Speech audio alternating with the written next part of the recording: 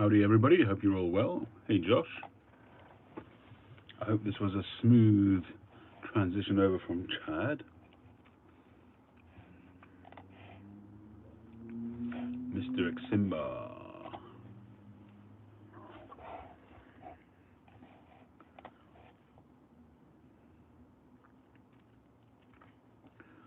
How are you all doing so far? I haven't had a pipe yet today, so I'm going to enjoy lighting one up with you shortly. Hey Chad, how you doing?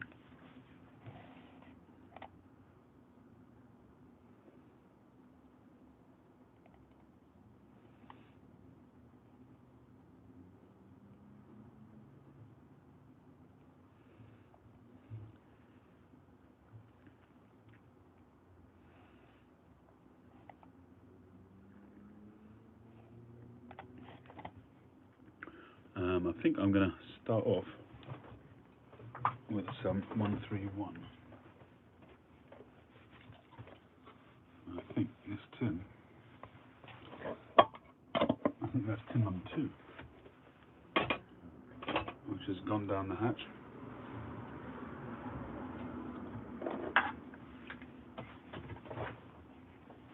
And like I said once before, I don't remember a blend that I've gone through tins as quickly as this. Well, this Balkan Sobrani, Paul, is actually an original Balkan Sobrani. It's an old tin which was gifted to me by a very long time ago. I forget which, in my head I know who it was, but I can't remember his handle right now. Hey Jimmy, rocking steady, how you doing? James?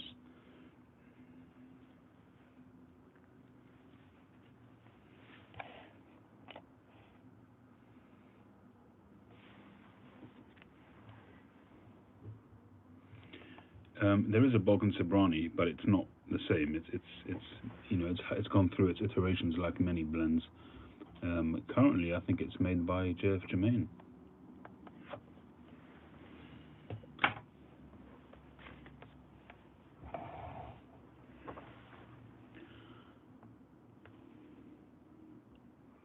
Is the connection okay? Can you all see? Can you all see this okay? Can you all see and hear okay?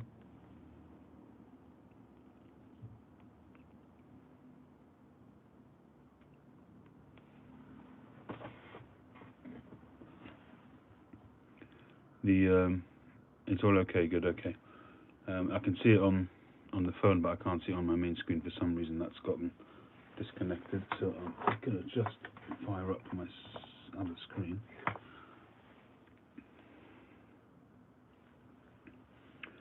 I think I've got one tin of the more up-to-date stuff, and I have tried it in the past, way back when I first started.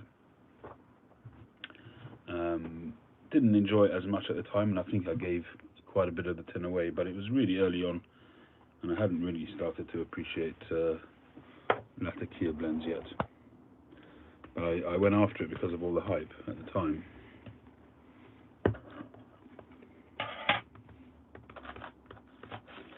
But what I did want to show you is I actually,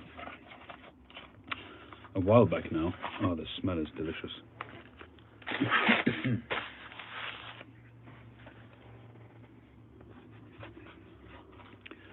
Well, I think there's two, Chad, if I'm not mistaken. There's the black, I think is a 759 or 579 or something like that. And then there's the white tin. I think it was two separate Tree. He had the black stuff he brought to the pipe show a couple of years ago, and gave me a pinch of it to try. And I regret not leaving that in my pipe and trying it at home, because I lit it up there when it was time to pack up, it was time to go home, and I didn't give it the respect that it deserved.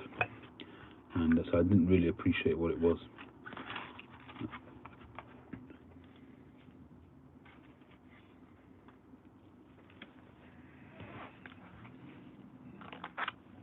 If any of you like aromatics, I highly recommend this. A very good Virginia burley with a single malt whiskey topping, and it's really delicious. But it is a proper aromatic as opposed to something like Erin Moore or Orlick Golden Slice. It's proper flavourings, proper casings on it. There are some quite big bits of Virginia floating around in this blend.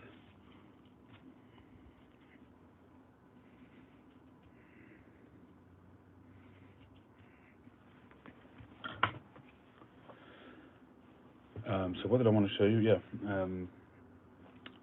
a while back I bought one of these tents, the lighting tents, so you could take some decent pictures of product. You know, these tents that you buy which has got built-in lighting. Hi Andrew, how you doing? Long time no speak. So it's I had it set up that the actually the what's the name also have a match. My own blend also have a very, I think it's by Paul Olsen, is that his name, the guy who makes those blends. So they have a BS 759, which is supposed to be Balkan Sobrani, I guess. Originally sent to me by Stephen Cobbett of the Shire, and then I bought a tin of it recently from the Danish pipe shop, but I haven't cracked the tin yet. Anyhow, so I bought this lighting tent a while back, and it just set up on the side. I never actually really spent some time with it. This evening, just before, maybe an hour ago, I was messing around with my son, and we got it going, and I took some pictures. I want to show you some of the pictures that I took, and these will hopefully be the type of pictures that I'll be taking for my website, which I'm really trying to crack on with at the moment. So hopefully we'll get that up soon. Excuse me. I'm just trying to get them on the screen for you so you can see it.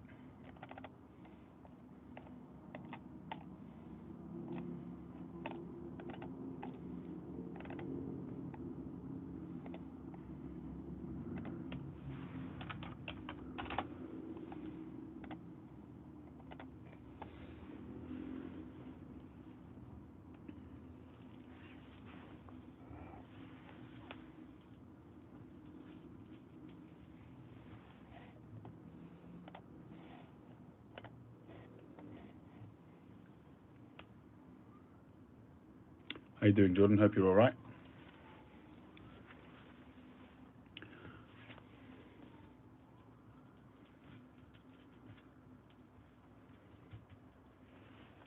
There was actually a pipe which I made probably a week or two ago and didn't sell, and I completely forgot about it. And my son brought it down for me to take pictures with, and it's actually a cracking pipe. And I completely forgot about it. It's like a strawberry-shaped pipe. Hey, Mike. And it's this one here. It's got extraordinary grain, and I just haven't really sort of put it out there very much. It really is a great-looking pipe. Very nice dimensions. Lovely, lovely grain.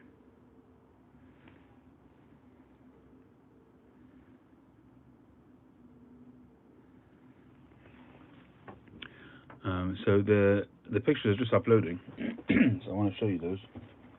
I think they'll really enhance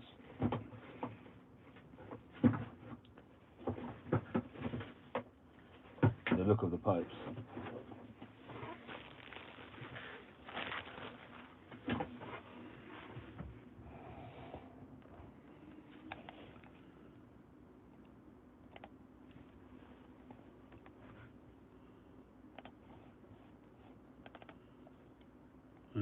Where are we? Pipe. There we are.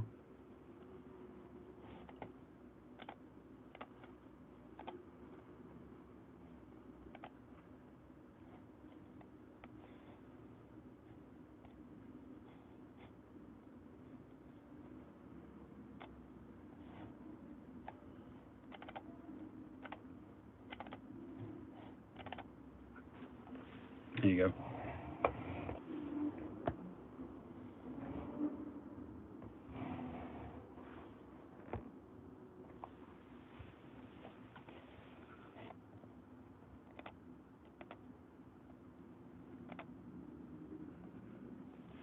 I picked up these pebbles last time we went on vacation. Picked them up at a beach. This one's a really big one, and then these are small ones.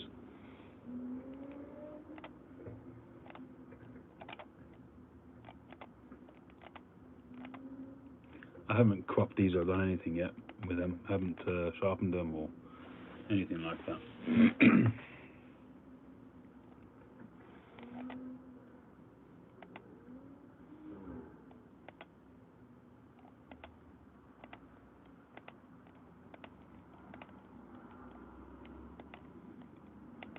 This is the pipe that I did live a couple of weeks back.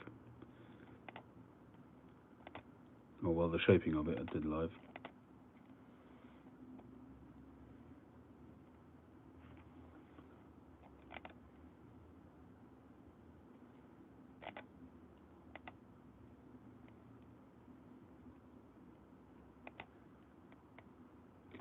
It takes on such a completely different look when you do it with proper lighting. Yeah, Mike, it's really my fault because the pipes generally get one showing. They go on social media when it's done, and then it goes up on YouTube when it's done. And then because I pump out so many videos, they just kind of go into history. Some people do go back, and I do get sometimes emails 2 or 3 weeks later saying, "Is this one still available? That one's still available?" But I am working on the website to try and get that going. And here, because of the lighting, you can really see the shaping, which you couldn't really see so well on the YouTube video. But you can see the work that's gone in here to make that sort of, to get those shapings and the angles.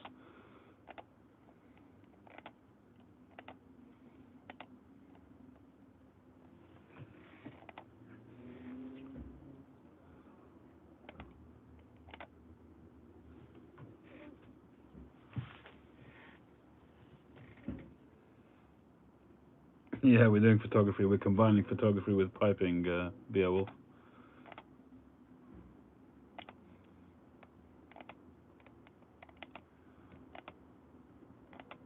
I was just messing around trying to make a background for... here you can get a good idea of the Magnum in the background in terms of sizing. You can see how big it is. I was just playing around trying to make a background picture for the website, but didn't really work out so well.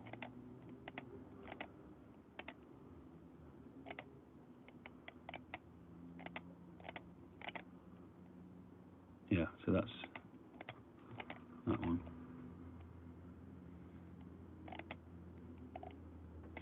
That's a lovely little pipe, honestly. Alright, so that's that.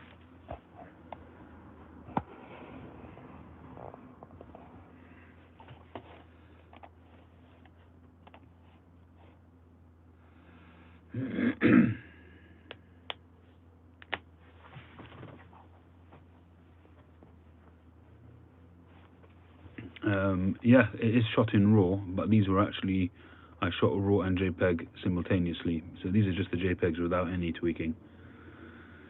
This is the JPEGs straight out of the camera. I shot in completely manual mode, manual shutter, manual aperture, manual ISO, because of the bright lights of the shooting tent, the whatever you call it, these tents.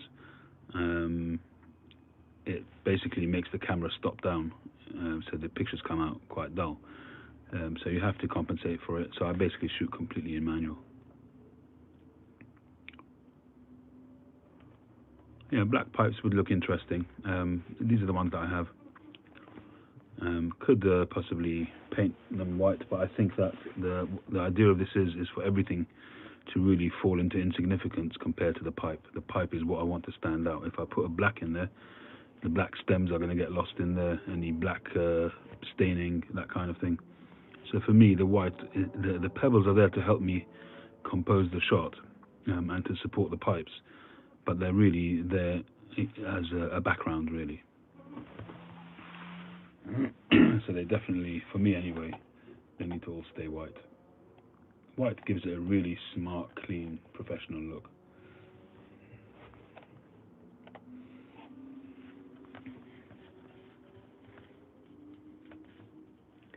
It's just still quite wet. I haven't had a pipe yet today, so I'm looking forward to this pipe.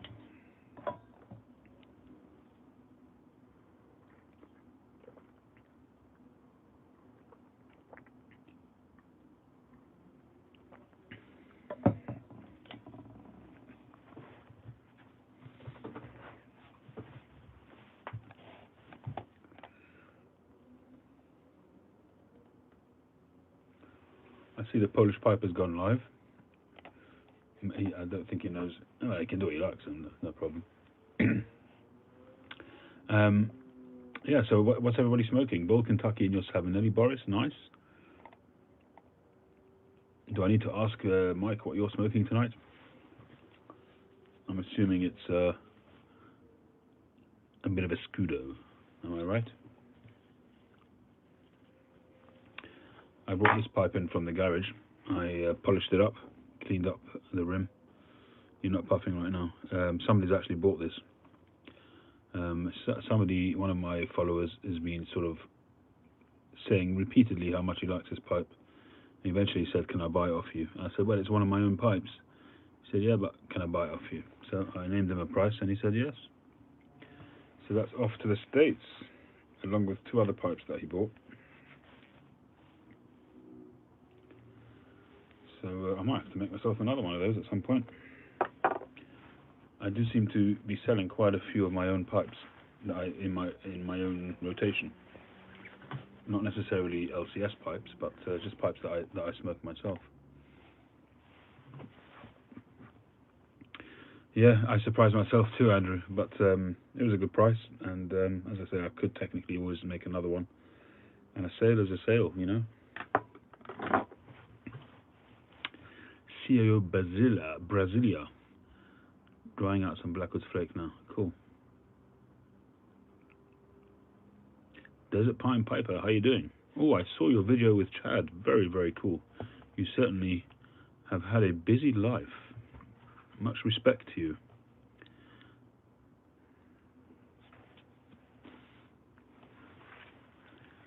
Smoking Marlboro Gold now. Ashamed of yourself, Beowulf.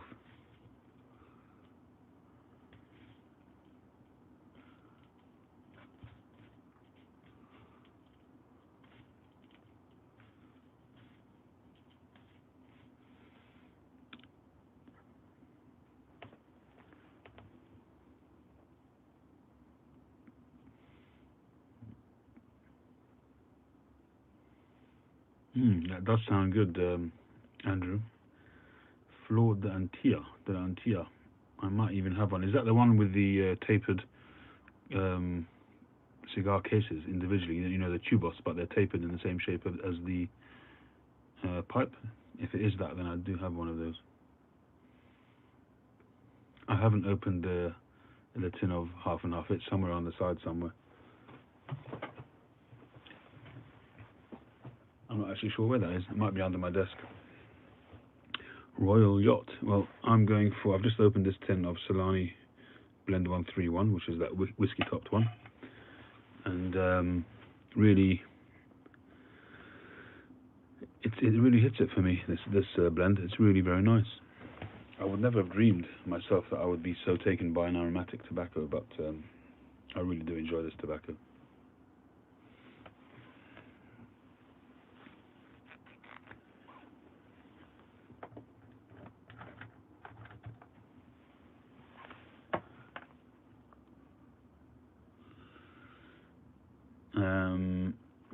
Well, it depends what you want to achieve, Piper Rick, because the oils in your hand will actually help darken the pipe and give it a patina.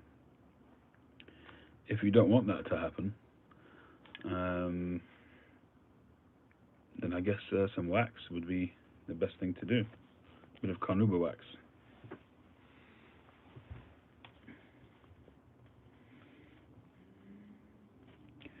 Yeah, it's definitely a nice dessert smoke. For me, it's like having 2 joys at the same time, a pipe and a whiskey. It really is that good to my palate.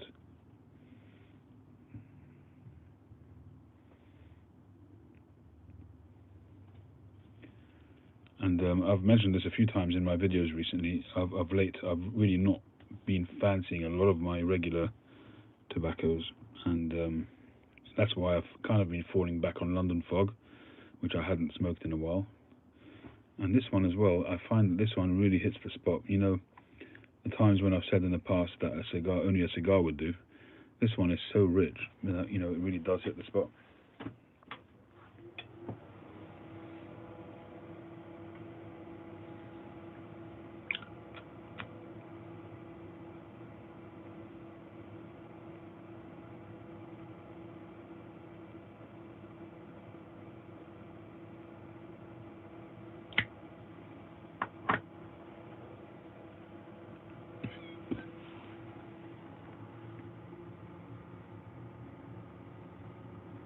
Yeah, carnauba wax.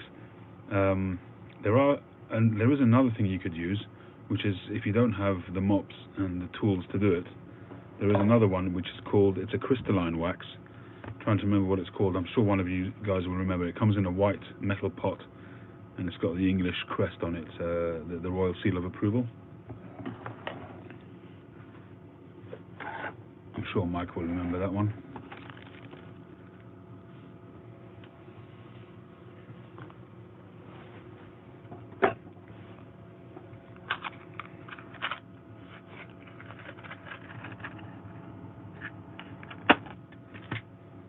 Did you mean rabbit hutch tobacco, desert pine?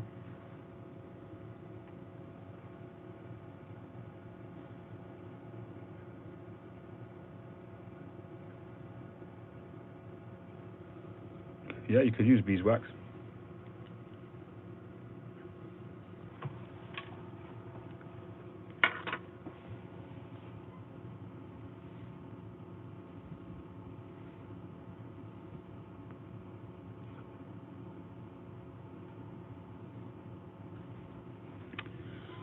You got some shellac. Is it liquid shellac or is it flakes?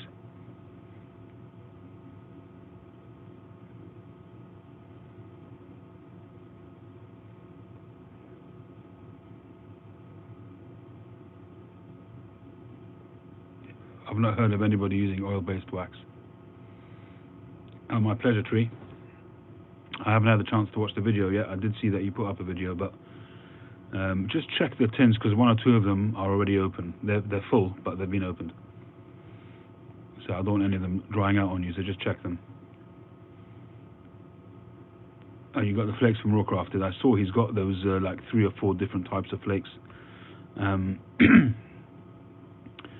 So yeah, you got to mix it with that stuff. I've never used that flake stuff myself, so I can't comment about how you get the mixing right and the ratios.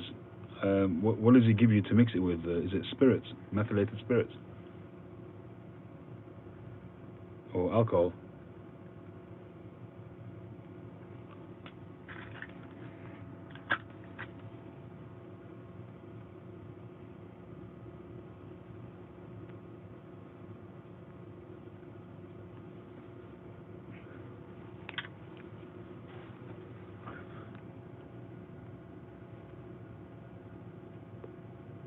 Which spirits are you going to use, Andrew?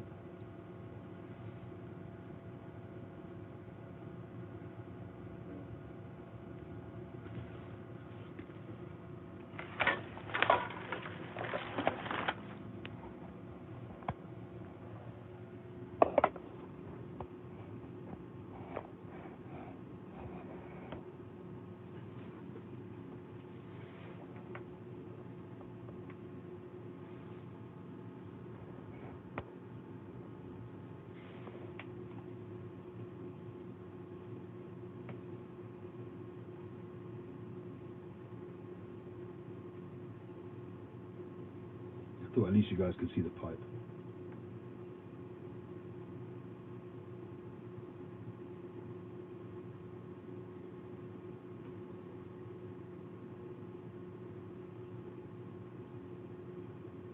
Denatured alcohol, right? Well, when you rusticate and you put that shellac on it, you leave it overnight. Put it on quite generously,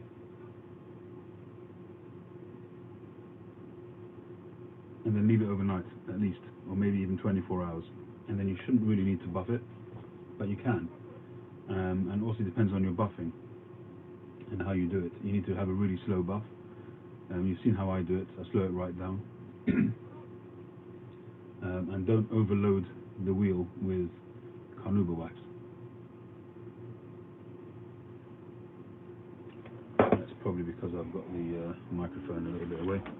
Is that better?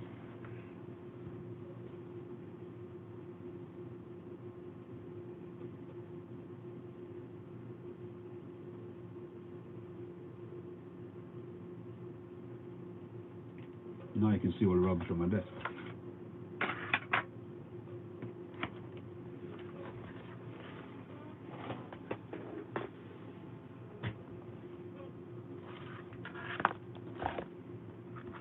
You see my nana, my pills. Yeah, I'm a human being.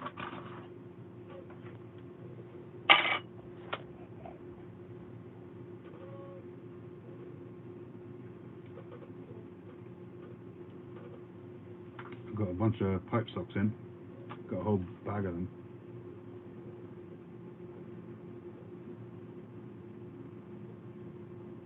So, generally speaking, put it on quite lavishly. Obviously, you don't want to go too far with it. If you put too much on, you end up filling the rustication in, so the rustication loses a bit of its edge. So it really depends on the finish that you want. Also depends, excuse me, it also depends if you're going to sand back some of that rustication. Some people like to sand it back just to smooth off some of those peaks, and then so let a little bit of so then maybe they'll stain that a little bit lighter, so you get some highlights. But if you're literally just going to stain it black, you're going to rusticate it and stain it black, and you want it to be a sharp jet black, then just paint on that shellac, leave it for 24 hours or overnight.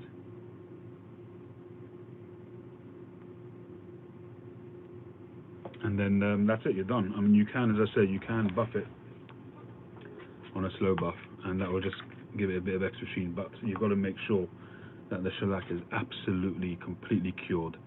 So maybe even leave it a full 24 hours, maybe even more, because otherwise what happens is that the mopping, even if it's slow, it'll smear, and then you end up with an absolutely awful mess.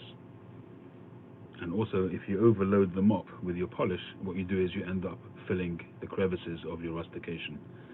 So just have a light loading on the mop and a slow rustication, a slow spin speed.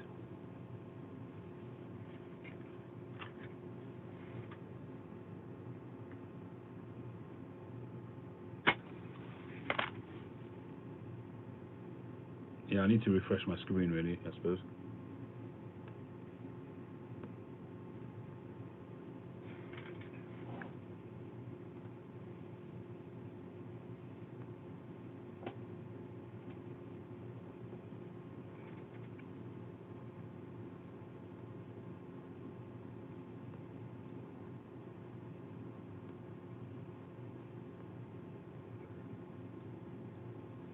I haven't seen your tool, Andrew. You made your own tool, the rustication tool?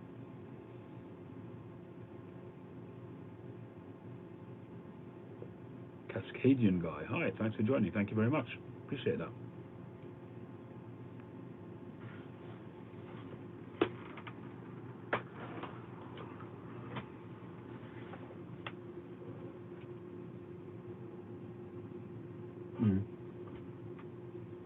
This is nice stuff as well. Let's reprise. Bottle snap. I've recommended that before. It's good. Yeah, you get some. If you watch the various different live people, you see the different levels of latency between. I know that, for instance, Chad, I can time my messages with Chad because his ones usually take about 10 seconds from when I type the comment until he sees it, assuming he's looking at the screen at the time. But I know I watch him, and he is quite consistent in how often he looks at his screen, and it's quite consistent in how long it takes for it to appear on his screen. And Mike is even longer. Mike at Briar Blues is even longer. Yeah, 10 seconds.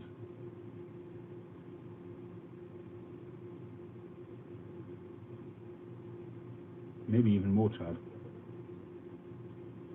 It's just the way it goes. There's nothing you can do about it. I mean, I keep refreshing my screen, and until it refreshes and you press play again, there's going to be that 2 second, at least 2 or 3 second delay.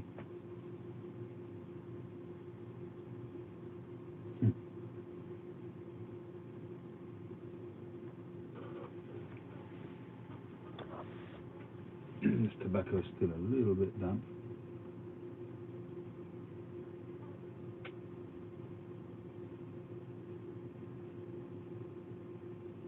Mike takes quite a bit longer.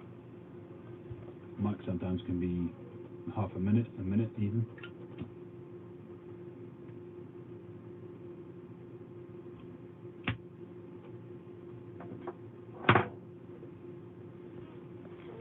So how are things going in America at the moment? Anything happened over the weekend that I've missed? Things calmed down?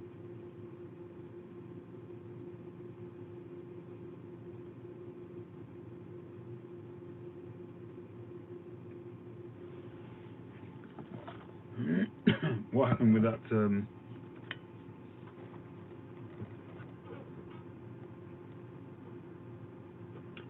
That sounds interesting. I haven't actually seen that blend.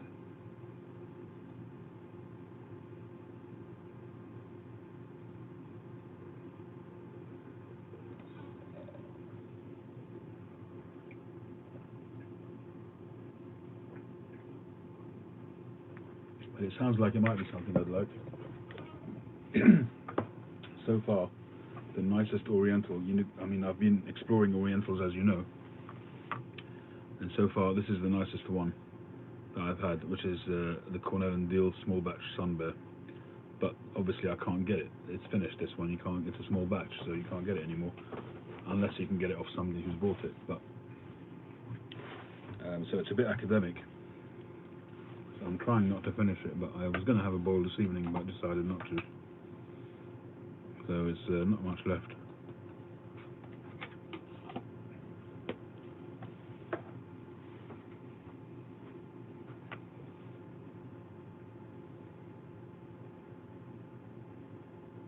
Is it a regular line, Andrew, or is it a small batch?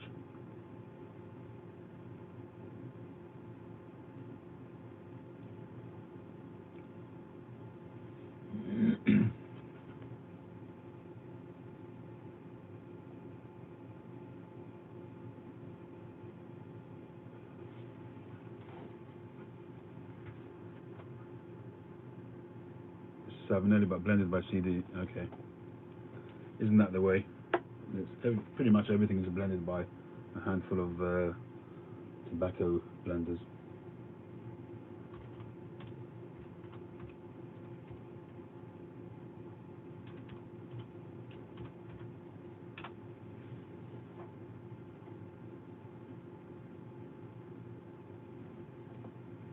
Well, I'm looking at tobacco reviews. Oriental Turkish, Perique, and Virginia.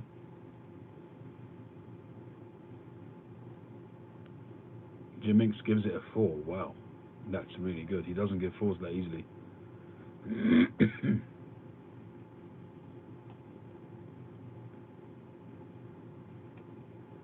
Hasn't had many reviews. Well, Andrew, go get a review on there.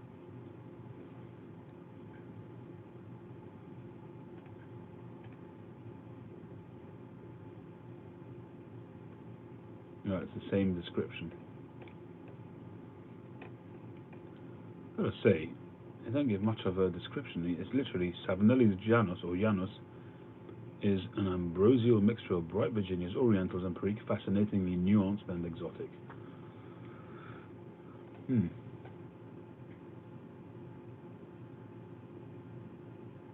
Where are you based, Mr. Ximba? I forget.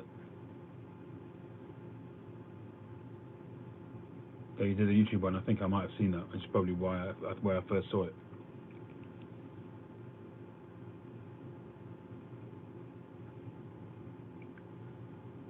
Seriously, Jimmy? They're looking to move to defund the police in Washington or everywhere? How are they supposed to fund themselves if they... What does that mean?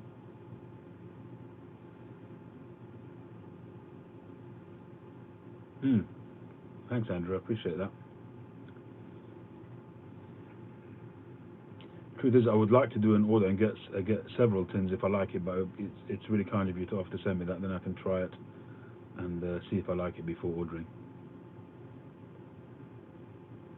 And if I do like it, I'll hopefully get a friend, anybody that is prepared to do so, to order a few tins for me.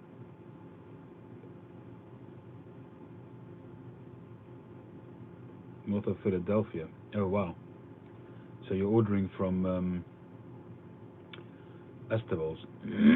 Well, my advice to you is, I mean, you probably don't need my advice, but the bigger the order, the more chance of it getting nicked is by customs.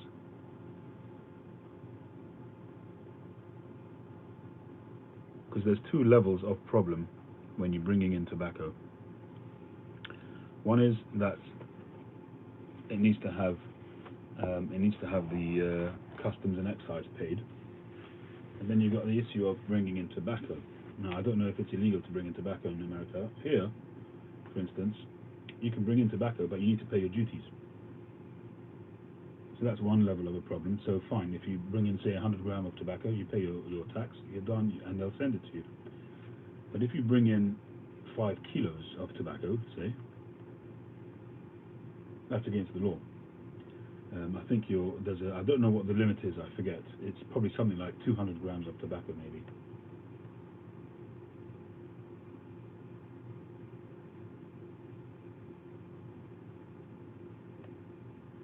Well, that's really interesting, Andrew. That's really good. If you can do stuff like that, then fantastic. I haven't tried Flanagan Flake, no. I did get a few HU tobaccos, but not that one.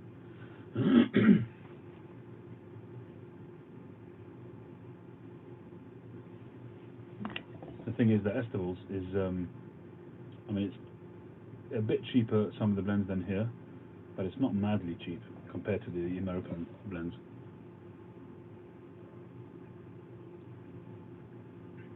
I think for a lot of the blends, you pay in euros what you would pay here in pounds, so it would be a saving of about maybe 10–15%.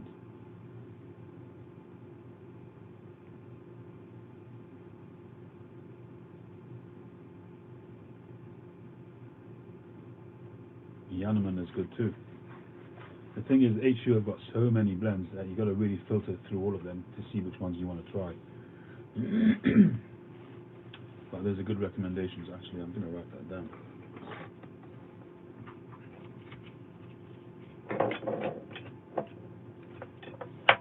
So what was the first one you said, Andrew? Where is it?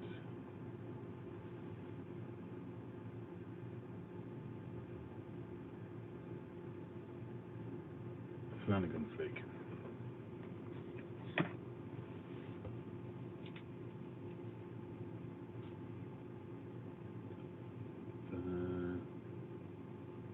Flanagan Flake. And the second one was Janneman. Is Janneman a ribbon or a flake as well?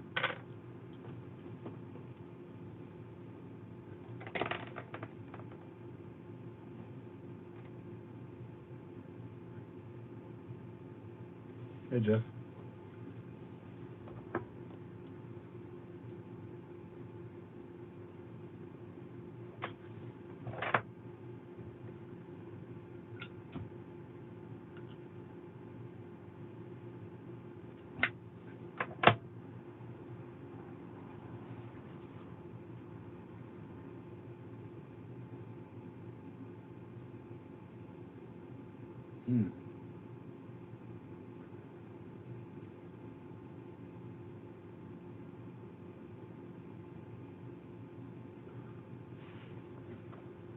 A couple of pounds of capsule and some HU. Shockingly, just buying the bulk capsule, including shipping, is cheaper than buying domestic.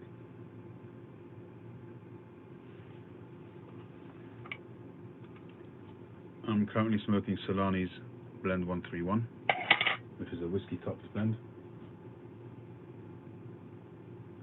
You got a cigar in your mouth, Jeff?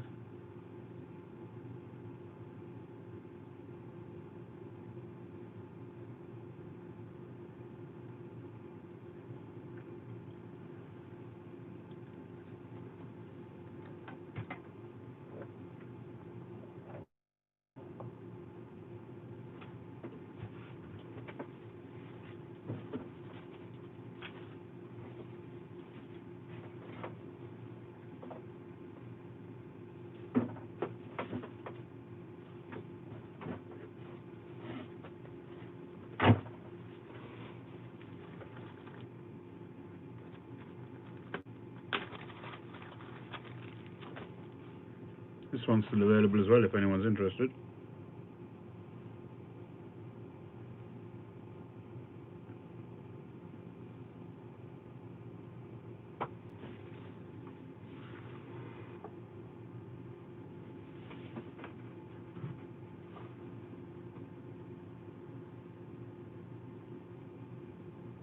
1820 flake.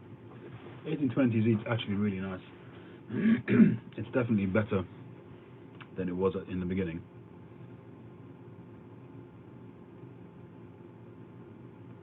Campo Wheeler, welcome.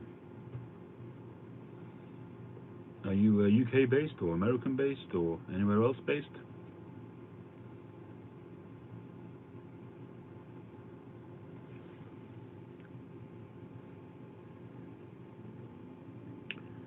I'm smoking my Duncan Briars. I was smoking it, but it's all over me now.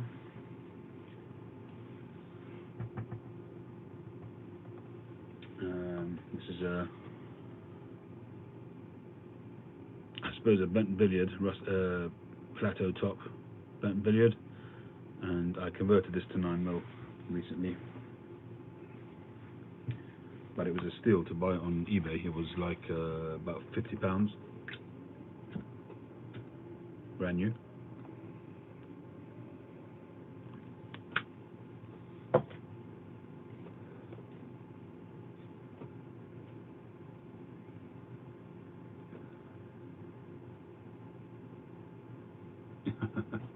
Yes, Mr. Exember.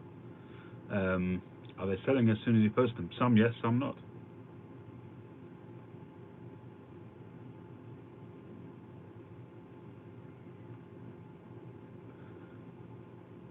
The Edgeworth Executive, do I still have that even? I don't know if I've still got that. That may have gone to Tree in a previous package. Have you got that, Tree? Did I send that to you? Edgeworth Aromatic?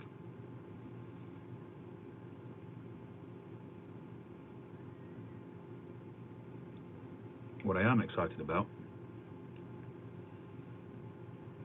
is that I sent in a pipe to Phil Rivara, a pipe that he'd made for me, one of his calabash pipes.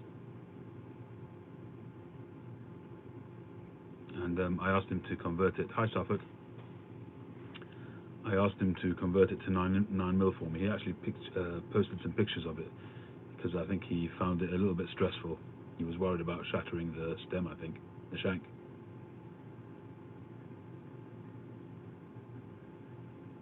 Oh, right, okay, no worries, Tree. I thought I'd sent it to you, maybe. I don't know if I've still got it. Maybe I do have it somewhere.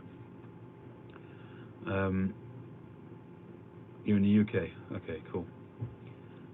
So I was just wondering, because you said you got 1820 flake, which I suppose people outside of the UK could have it, theoretically, but probably not as easy to get.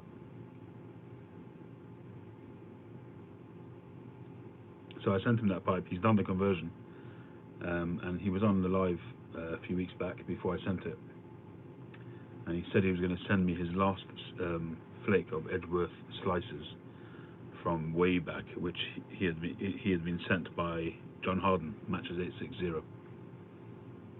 You're probably talking about from the 1950s or 40s, something like that. And he very kindly said he's going to send me that last slice, which I thought was awesome. And I think it's a very touching display of his generosity, but also it's very cool to be able to smoke a tobacco which has come all the way from John.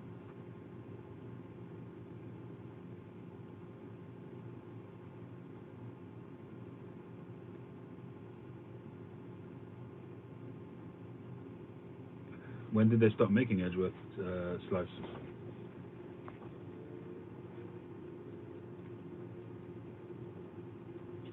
Is that a Virginia Burley, Edgeworth?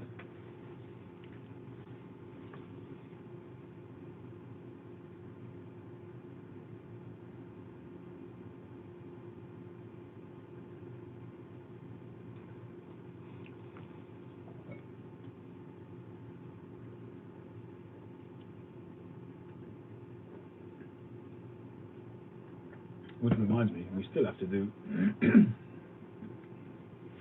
the auction for those pipes. I've still got them here sitting on the shelf. I've put them away in a bucket, keep them separate, keep them protected. Still waiting to do it. And I'm still not sure if the time is right. It's not a Virginia, or it's just Burley.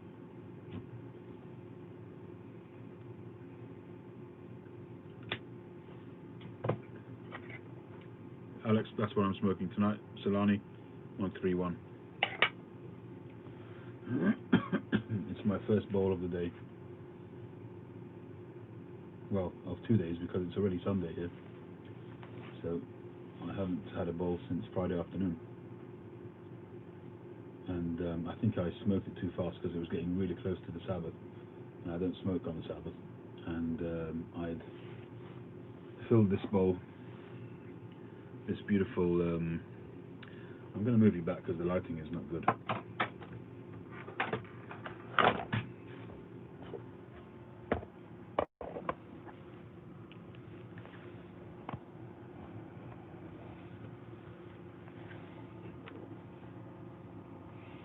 So this is a lovely Boswell bent apple, which one of my early pipes, very early pipes.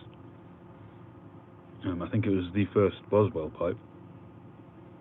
Lovely grain. It's just really got a nice dark and rich sort of patina on it now.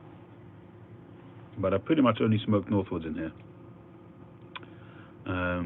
Anyway, so I loaded, I didn't know what I fancied, I loaded some Northwoods yesterday. It was a fantastic smoke, and because it was getting close to the Sabbath, I had to finish it, and I didn't want to dump it.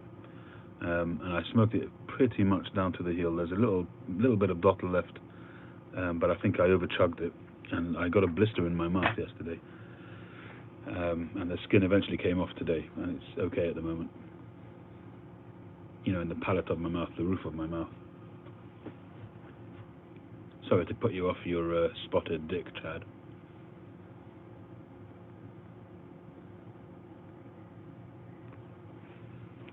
Yeah, it's a normal. It's actually got quite a small bulb. It's very, very tapered. A lot of his pipes are really sharply tapered. This is also a Boswell pipe, although the stem I made myself. But also very sharply tapered. Really focuses the flavors, I think. This one I only smoked Rich Dark Flake and Stonehaven in, but now I smoke anything in it.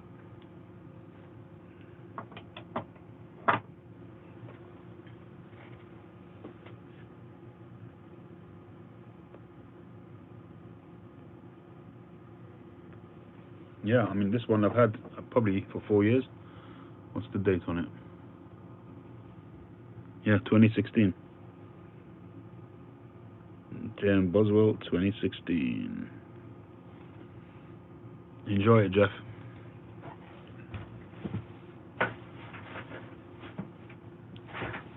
Well, the white stuff in it is a coiled up pipe cleaner, which I use to... Basically, if I loaded this up one night for the next day, and I didn't fancy it the next day, so I use this to store my tobacco if I'm doing something like that, or if I take it in the car, I'm not going to smoke it straight away. I just coil up a pipe cleaner, and it works a treat. It just stops the tobacco going all over the place, especially if you put it in your pocket or something like that. You don't want to have the crumbs all over your pocket. Very, very versatile are pipe cleaners, but that's, for me, one of the best uses which I've come up with.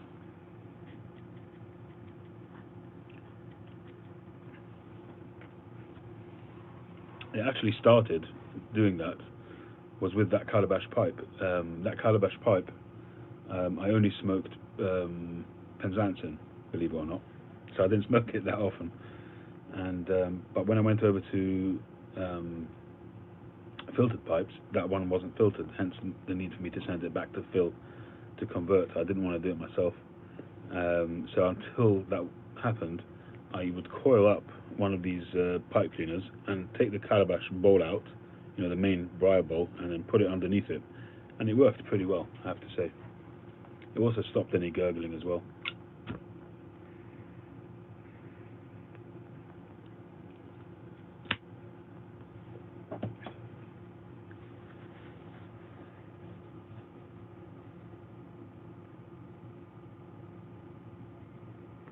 I find with the English tobacco, or if you like, latakia-based tobaccos, I find a short, wide bowl, like a Prince, or an Author, that kind of thing, is perfect for latakia blends.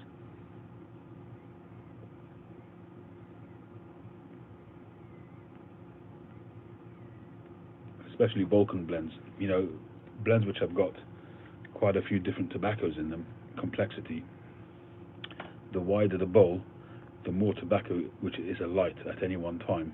So you're getting much more of a diversity in terms of what you're drawing in with each draw that you draw through the bowl. When you have a very narrow, like a chimney stack or something like that, and you've only got, say, 18 mil as opposed to 22 or 24 mil, you're getting a really small ember, a small char at the top, and there's only that amount being lit and tasted at any one time. When you've got, as I say, a multi-blend tobacco, you want to taste as much of that as you can at any one time. So the wider the bowl, the more you're going to taste.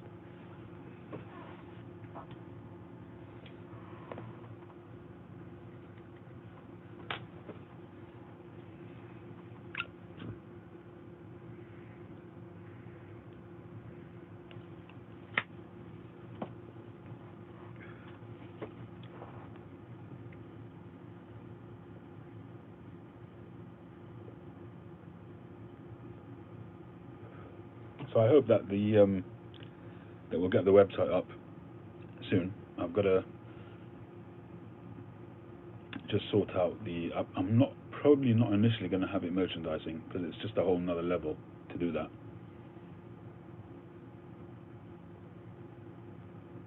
So what I'd really like to do, and that will make Josh very happy, is I'd like to have two sections, chiefly. Hopefully I'll add other things as well, maybe blog type things, and maybe other people could contribute if they want. We can make the site into a little bit more of a communal based website, but initially it's going to have two main sections. One is the pipes which I've just made, which are available, and the other one will be, I hope, a record of my pipes. So initially it'll be the ones that I make from now on. Obviously they'll be in there, but I would like to look back and maybe get as many of my older pipes all the way from number one up to the present day on there as a record of the pipes that I've made. I know I probably won't be able to get all of them, but as many as I can.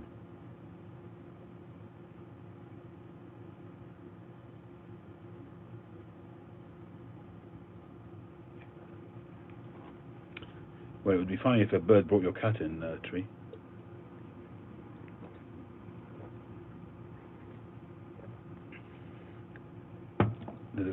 This topic of pets has been rife here in my house the last few days.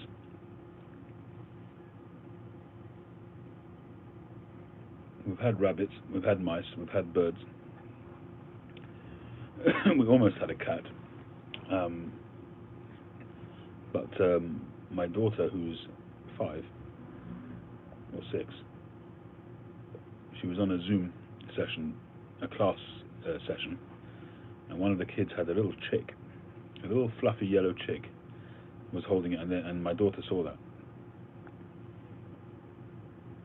And my other little kids saw it as well. So now they've got it in their heads that they have to get some chicks. So we're looking into that now. That'd be quite cool if we do get them. We get them. I think we get 5 eggs a few days before they hatch, and then you can watch them hatch, and you hold on to them for a couple of weeks while they're cute and fluffy, and then you can either keep them if you've got a setup, or you can give them back. And the whole thing costs £50.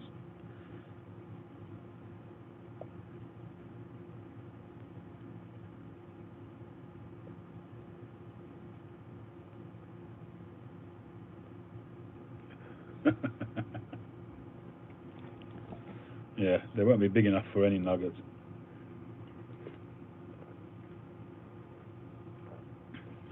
If I did do that, I don't think my daughter would talk to me after that.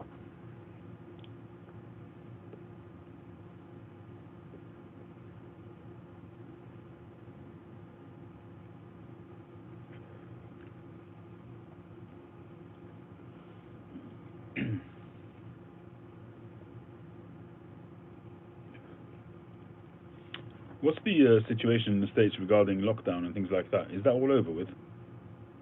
Or is it still going strong? I mean, here I haven't really heard the news at all, Paul. I don't know what's been going on here in London. I knew that there was expectation of protests, but I've really not seen the news yet. And I don't watch anything on the Sabbath, so I don't know.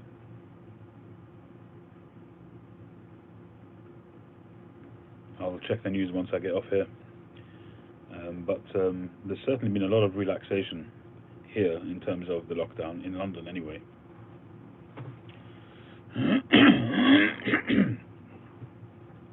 The far right and Black Lives Matter, right? Haven't heard much from the far right recently.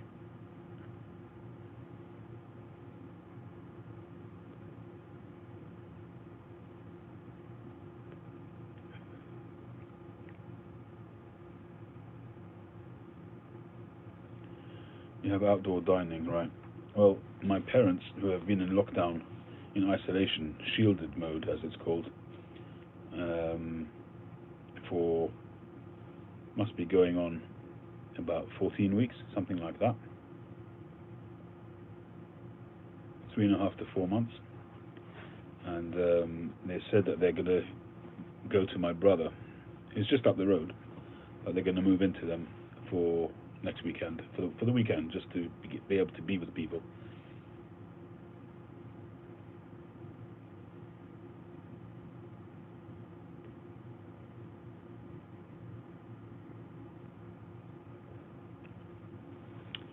My wife doesn't like dogs. I used to love them. I still do in principle, but I've told you guys this before, when I was a kid. Excuse me. I must have been about 8 or 9 years old.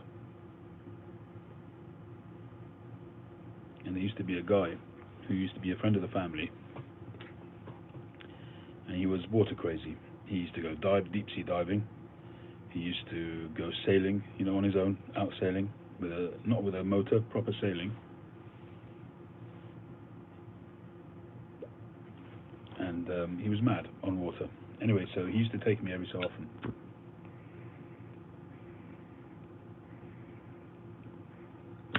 To a place that had sailing boats, small sailing boats. And we'd go sailing out in this pond or river or whatever you want to call it. And the person who ran the place had a beautiful collie. I've got a picture somewhere of me standing together with a dog. Or my mum's got the picture, possibly. Absolutely loved that dog.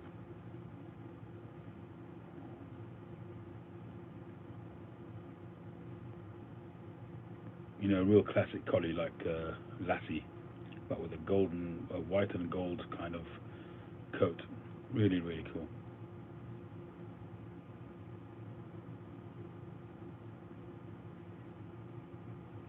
Steph Skip, how you doing?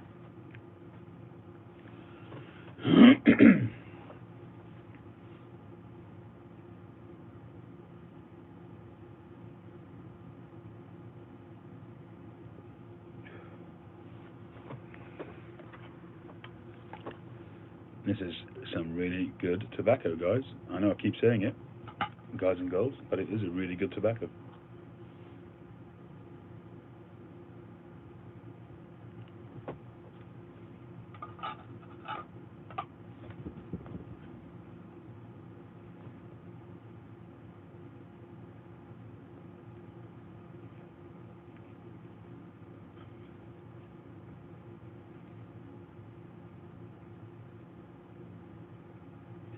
Andrew, that reminds me of Bill Burr's story, because he got a pit bull.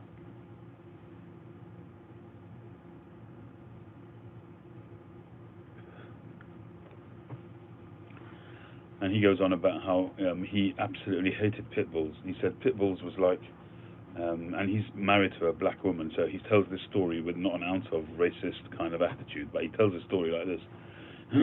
He says having a pit bull, he says he knows what it feels like to be black, because when you're walking down the street with a pit bull, everybody crosses the road.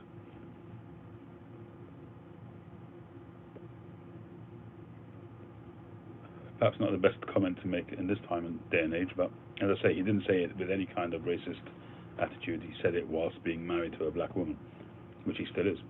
And I believe he's having a second baby now.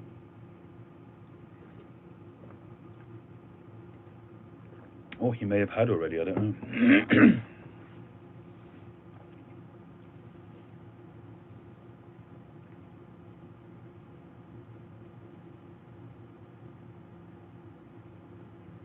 You're moving, Steph and Skip. Cool.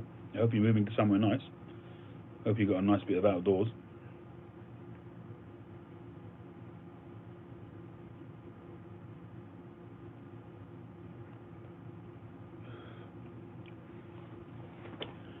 Yeah, you can post this video, Josh. White Lives Matter as well. Social distancing, absolutely.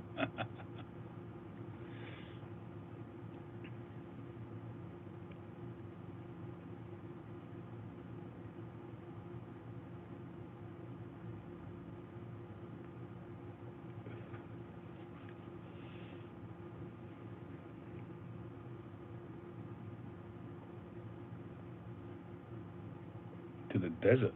Well, plenty of open space there. So you must be moving somewhere near to Mel, sounds like. Mel's got an awesome view from his house. Awesome view. Imagine waking to that every morning, having a mountain range outside your front door.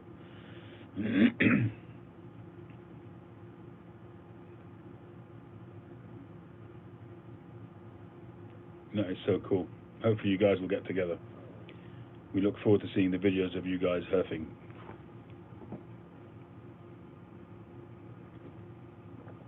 You can watch him make you a pipe.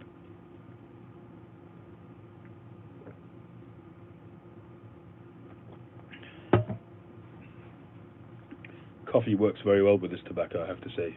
You know, a lot of people have whiskey together with their tobacco, but this one, the whiskey's already in the tobacco. And it really works very well. A white coffee, hot and white.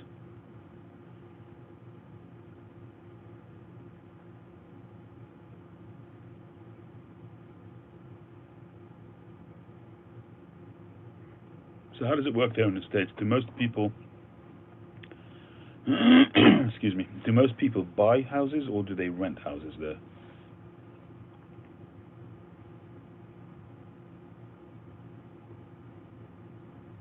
You had your first pipe in over a month. What tobacco did you have in it? Was it Eileen's Dream?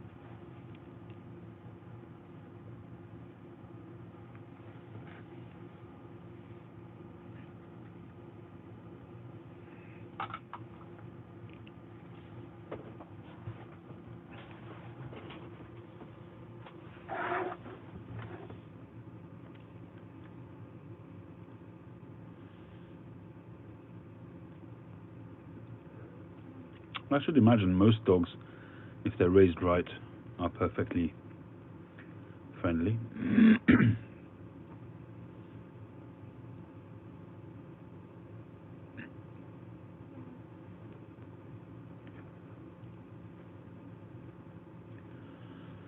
You don't want to be tied down to property when you retire. That's an interesting view. I mean, it's obviously very different in different countries here. In the UK, people want to get on the property ladder most of the time. It's really difficult in certain areas, especially like here in London. It's impossible. I mean, my married kids haven't got a snowball's chance.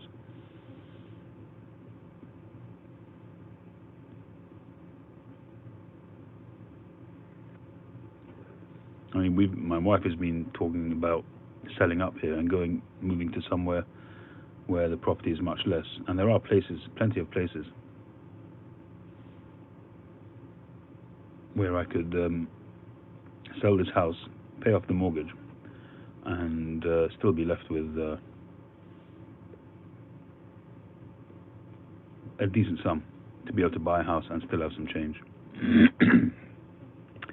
Which is something possibly for the future. You know, once the kids have finished school, not really sure that it's a good idea to, hey North Country, that it's a good idea to uproot the kids when they're happy in school.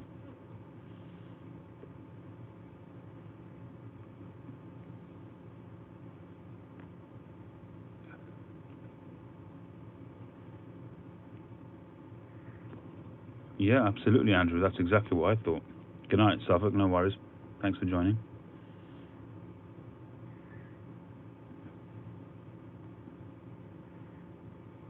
Yeah, I mean, that makes sense, Chad, because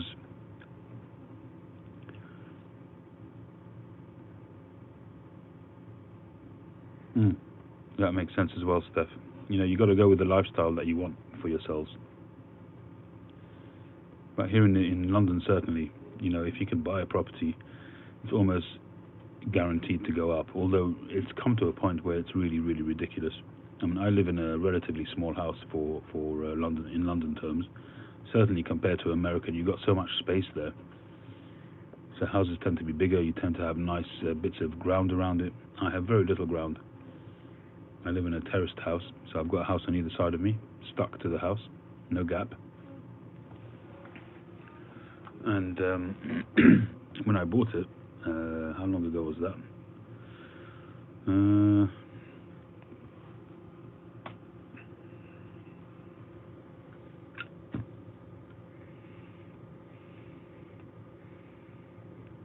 I think I bought it over 20 years ago.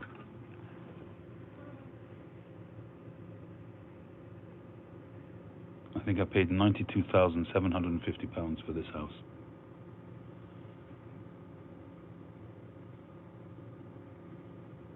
At the moment it's worth probably over 8 times that.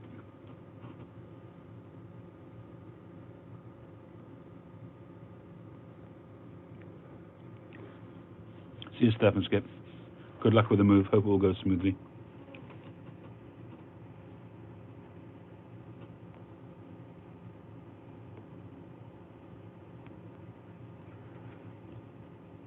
But to buy a house now is just almost impossible for most people. Unless you're wealthy, it's virtually impossible. So most people are renting. My kids are renting.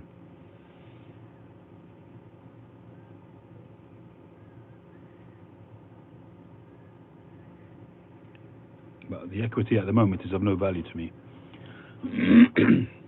because I'm not going to take it out.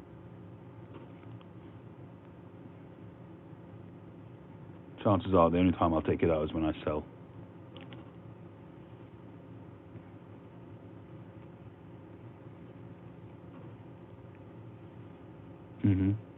Hey, 780.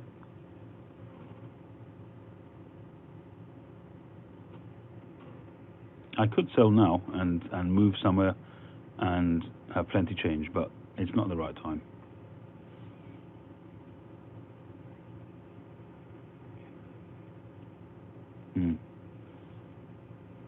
Yeah, the rates here in London are mad, no question about it.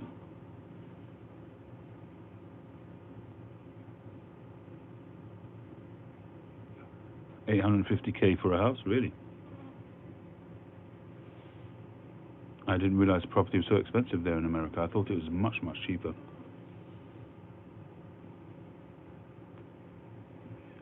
I'll tell you what, for a thick-walled pipe, this pipe is getting pretty piping hot. And it doesn't taper in that much. But it is a big bowl, so actually it probably is quite thin towards the bottom. And you guys have health insurance and all of that stuff to pay over there. And your education and all of that.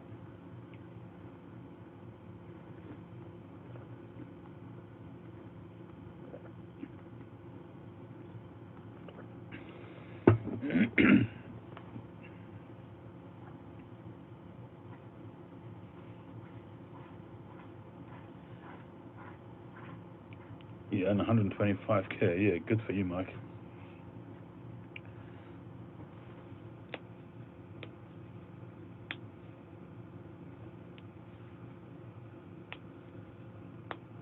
$850K, that surprises me, really does.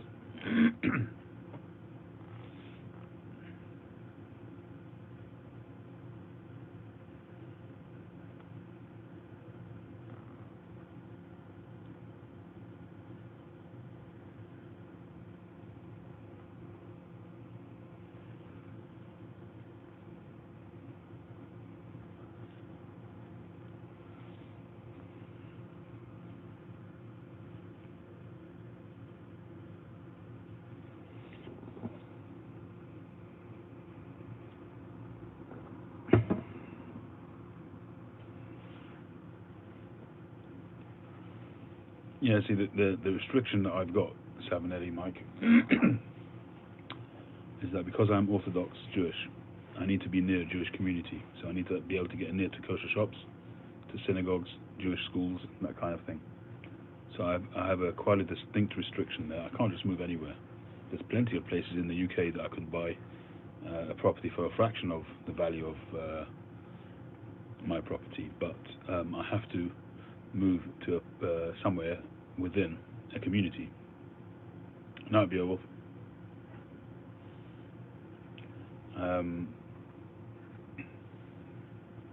And because the communities generally tend to stick together, so the demand for property goes up and the property values go up.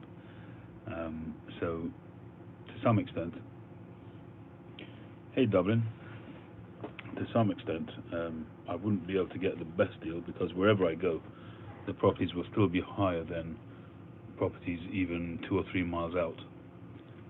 But I can still move to places like further up north, like in Manchester, that kind of place where properties are, I can get a decent property for half the value of this house.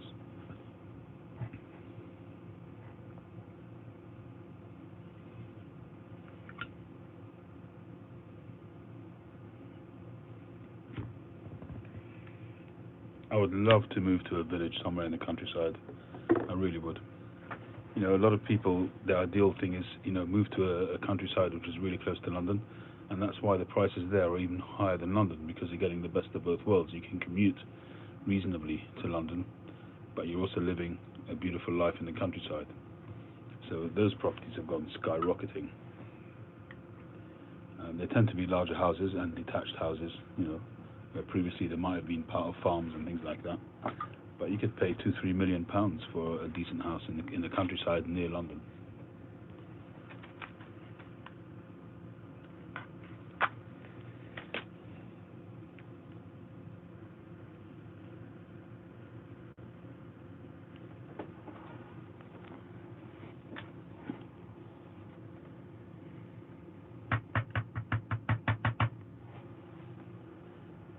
Well, didn't realise that bowl was finished. That is that.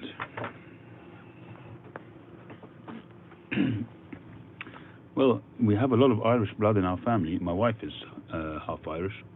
My wife's mum is Irish. She was born in Ireland. Not sure where. Possibly Dublin.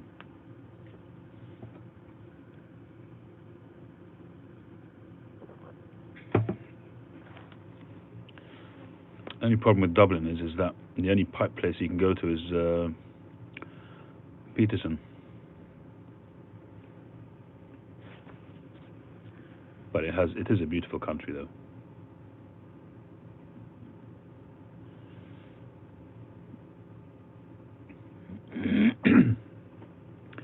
Yeah, I mean, I could get a decent house in Manchester, in the Jewish community, for about 500k as well.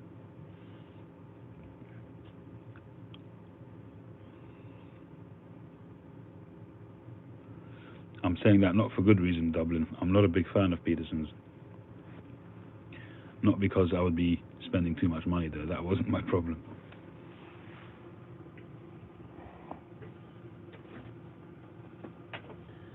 At the moment, I've got 3 Petersons in my possession. I've got the 2016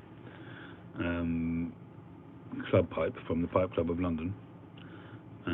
I've got the cheapy one that I bought just to be able to take part in the competition last year in the Pipe Club of London Slow Smoked. And I recently got a beautiful, I don't know how it smokes because I haven't smoked it, a beautiful X90, LX90 is it, or X90 Donegal from the 1970s. I checked the hallmark and I refurbished it. I restained it. Yeah, so this is 9mm as well, believe it or not. That was without converting it, and it's gorgeous, and it's a fishtail as well. So I don't know why I haven't tried smoking it yet. I should really.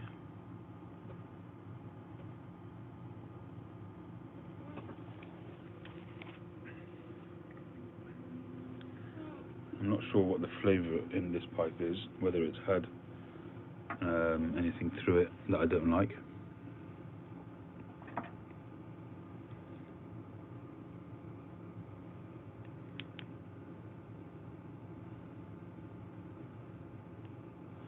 Hey, Mike.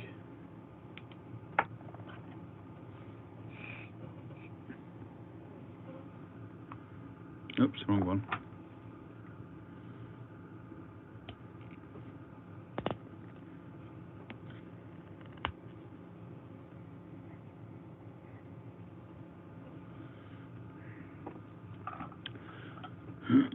Boris, to be honest, as much as I hate to say it, really the best thing to do is to go online. If you're in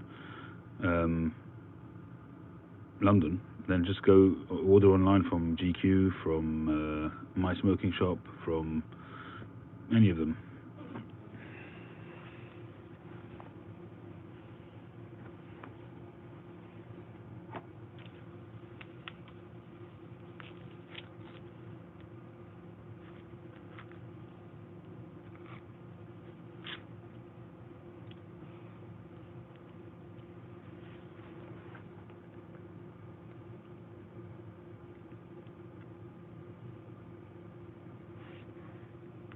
I remember when you went there, Andrew. You looked like you were having a good time.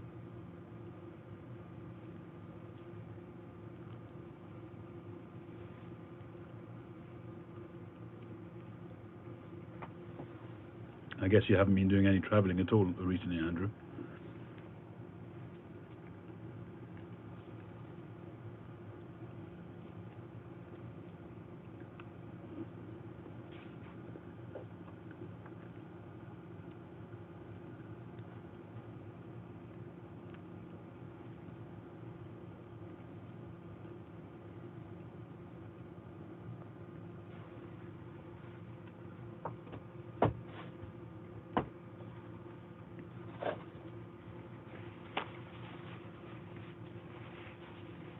Have you got any connection to Ireland, Andrew? I mean, your surname seems to indicate Italy, but that doesn't necessarily preclude a connection to Ireland.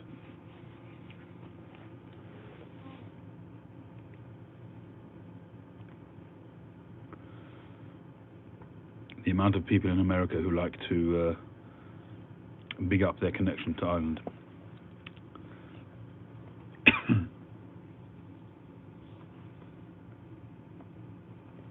Your wife is Irish, cool.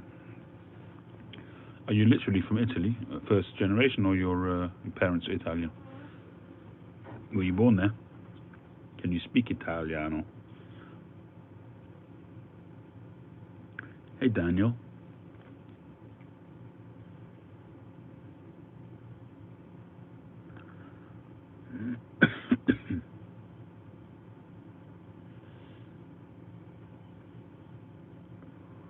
Baptized in Ireland on St. Patrick's Day. Oh, Shaughnessy. My grandparents came from Italy. Sadly, you don't speak it. My voice is different tonight. Do I have different audio? No, not that I'm aware of. Maybe a bit husky. I have been clearing my throat a lot because it's my first pipe, and that usually tends to happen. It tends to get the juices flowing.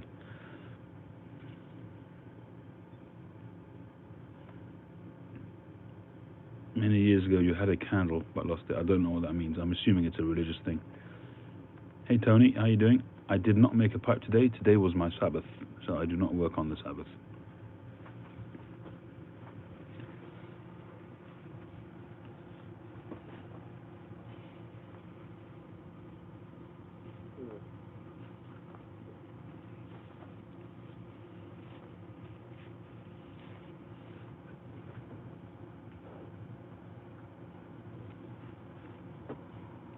So is part of that ceremony that you get a candle from that ceremony that you keep? Is that like a keepsake?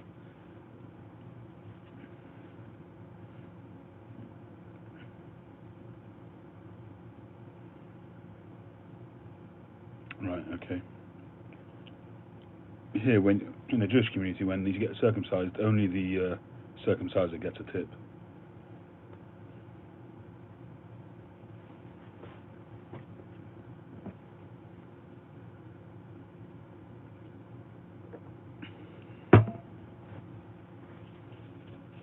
boom, boom.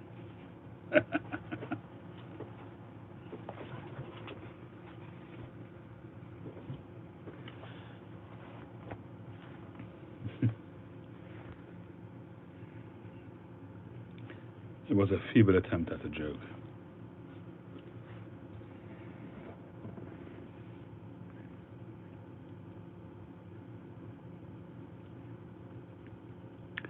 Hold on, let me just check where Mike is, and I'll get him to do that for you, Daniel, shall I? Yeah, Simon, exactly.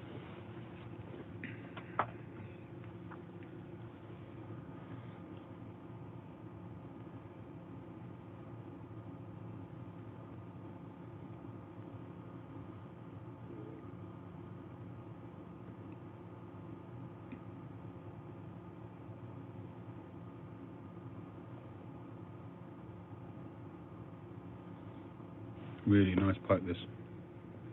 Nice colour, strawberry. Yeah, exactly, Mike.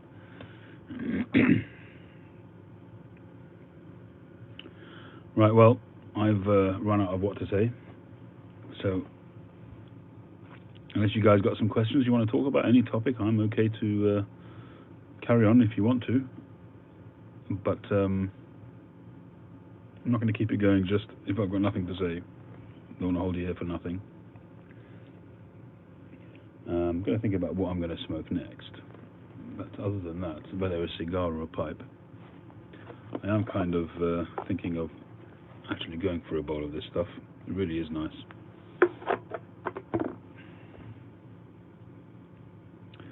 No, afraid not any good at fortune telling. You've been smoking Solani 131. Oh, good. So I'm not the only one who thinks it's a great blend. I've been going through it really quite quickly. I think I've got maybe 1 tin left. I think I bought altogether maybe 4 or 5 tins. I've got about 3/4 of a tin's worth in a pouch somewhere. And then I think I've got just the tin I opened just now, and then 1 more in the cellar. Any stamping for a newbie? What? Any recommendations on stamping? I'm not ready really, but just curious. I don't have a drill press. No, I'm not the person to ask. I've struggled big time with it. I'm still using the old single-digit stamps because I've had stamps made, as you know. There's one right here, but I'm just struggling with getting it to work. Maybe I'm just not strong enough. So I don't know. For now, I'm just carrying on doing what I'm doing. I'm looking at new designs for branding, and maybe that will end up in a new stamp. I might get one made in America. There's a guy who, I forget his name, but I've got it somewhere, who a lot of the guys have been using, so I might use that. If I get hold of the name, I'll pass it on to you, Andrew. My favourite summer blend, I would have to say Orlick Golden Sliced, probably. Between Orlick Golden Sliced and Erinmore, probably. What shapes am I targeting next? I've got to be honest with you, Mike, I don't really have major planning. I tend to look at the blocks, or if I'm doing an order, if I'm doing a commission, obviously, then I'll look for a block to suit the commission that I need to do.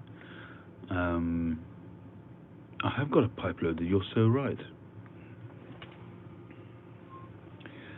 The only pipe sketch that I've got is that Prince that I've got sitting in the garage, which I haven't tackled yet, as yet. I do have a couple of Briar orders which I'm expecting in the next week or so.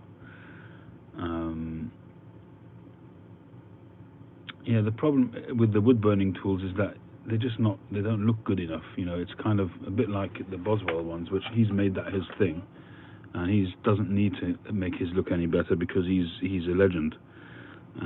But I am really strongly considering getting a laser engraver. I am. But in terms of shapes, I'm trying to stick to more. Is based on something which Mike said to me the other day. Is really trying to stick to traditional shapes, but with a bit of flair, with a bit of twists, kind of thing. So this is a good example. So this is it was a canted forward egg, but it kind of developed into this sort of standing, sitting one, and it just produced this really lovely grain on the bottom and beautiful sort of radiating straight grain coming out of it all the way around. It's really a phenomenal piece of briar. It wouldn't. I would be quite close to putting this as a 3-star, only not because the straight grain doesn't go all the way up. I mean, it's there, but because of the curve, it kind of, you see it sort of emerging further up the block. Well, it really is a gorgeous piece of briar. The plateau on the top. I did think about actually just smoothing this off because it is pretty flat, so I wouldn't lose much of the pipe. I was thinking of doing a curved but smooth rim, but I'm not sure about it. The pipe looks great as it is, so I haven't really made that decision yet.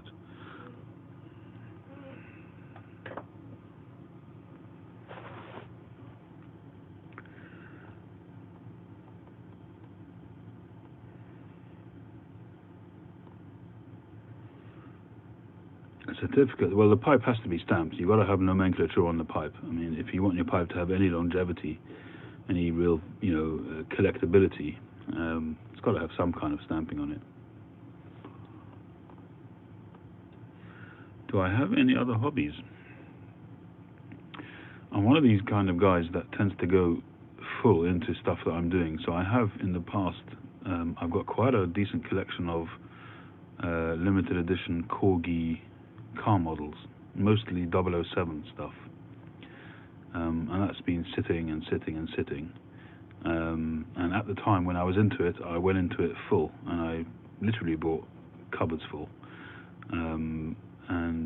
so there's boxes of the stuff sort of dotted around the place.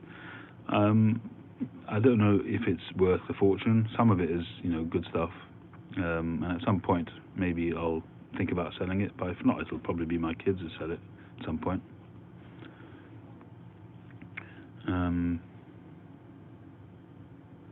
But yeah, I'm pretty much into the pipes. I mean, for 5 years it was all about the pipes, and in the last year and a half it's been about making pipes. That's a good question, Daniel. In terms of an identifying mark on the stem, I do have something in mind. I've mentioned it before, and I'm waiting because everything's dead. All the shops are closed, all the manufacturers are closed, and one of my older sons works in the trade that I'm going to be looking into. Basically, it's a semi-precious gemstone, which I'm thinking of using as my mark. So instead of a dot or something like that, I'm going to drill and mount a gemstone. That's what I've got in mind anyway. But I can't progress that yet. So I'm waiting till things get back to normal a bit. And then my son's going to look into getting some for me to try and see how it looks.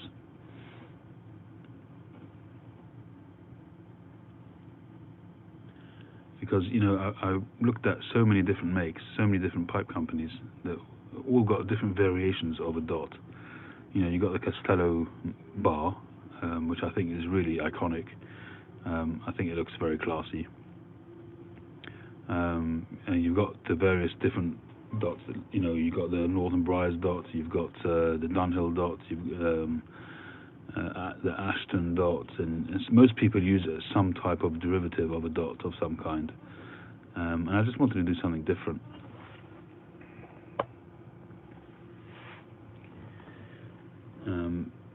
Yeah, so I thought that would be a cute idea, a cool idea, and I thought it may add a little bit of quality to it overall, give it a bit of class. So I need to really see first what it's like, because I don't want it to look tacky. So really, the getting the size of the stones is very, very important, getting that right. So we'll see. Once he gets back into things, I'll be looking into that a bit more.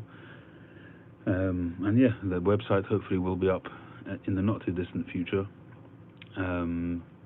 yes, things will come together. But as I've said all the way along, I'm not rushing anything. I'm not piling huge sums of money into anything. I'm just taking things as they come, so that if they don't work out, no great loss. And that's how my machinery has gone as well. There are plenty of machines that I could be doing with, but I mean,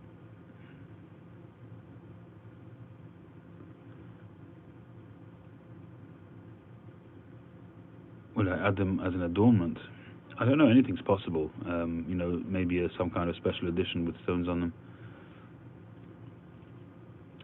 Yeah, the H. Upmann 46, the Magnum 46.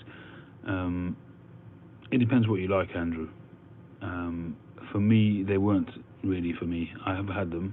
I prefer the connoisseur ones, and they come up on iHavanas fairly regularly on the monthly special offers. And when they do come up, every so often I'll buy a box. I'm coming to the end of my current box now. I've only got 3 or 4 left now, I think. So probably when that comes up next, I'll probably get another box.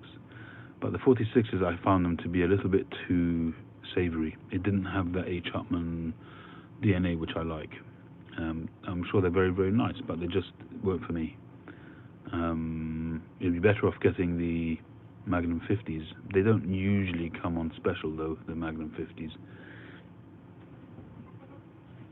Yeah, so the Connoisseur number 1 for me is a much more aromatic and more enjoyable kind of smoke. It's a much more easygoing, sweet, floral flavour, together with the Cuban twang, if you like.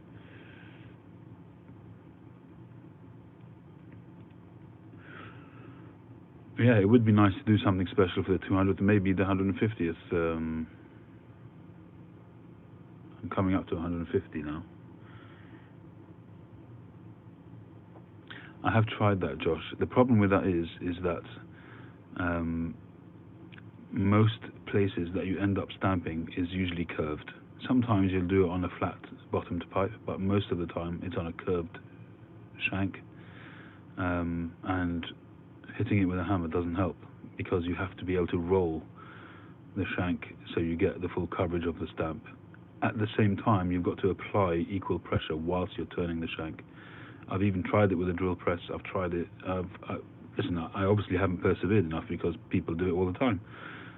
But it just, there's things which work for you, and sometimes things don't work for you. And you get to a point where if you have to really exert so much time and effort into something, sometimes it's just easier to find another way around it. And for me, possibly laser engraving is the way around it. It's a very good, accurate way of doing things. So why not? Yeah, and there's lots of videos out there. What's his name did one? I forget his name. The guy who does all the high-end refurbishings, the repairs. I think, Mike, you mentioned him in an email recently. No, it's not easier.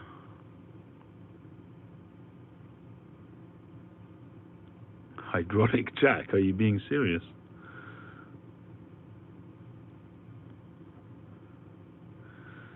I've also got a different problem with my pipes as well, that because they've all got a big mortise, you can't exert too much pressure on that. George Dibos, yeah. I was actually subscribed to him beforehand. I didn't know that was his name, that's all. He's got loads of videos out there. But again, his setup, he did a video on stamping, but it's too convoluted. It's not how I work. Somebody might call it lazy, but for me, I need to do things in the time that I have. They have a foot stamp hydraulic system. Okay, well that's really going to be quite involved and costly, I'd imagine. And well, you can't stamp the stem anyway unless you heat it. You're just not going to be able to exert enough pressure on a stem. I mean, you do have them. You do have stems which have got stamping on them. You do have some of the old American ones. In fact, one of the ones that Tree sent me had a stamp on there. But if on the stem, but the stems, they get buffed out, and I think it's hard to do that. I would imagine, Mike, that they had that custom made. Maybe I could send them away to get them stamped, but it just wouldn't make sense for me to do that. I mean, at the moment, I've really got a rhythm going with the basic stamps that I use, and I've made a little sort of design of how I do it. It's not a professional stamp, but it looks okay.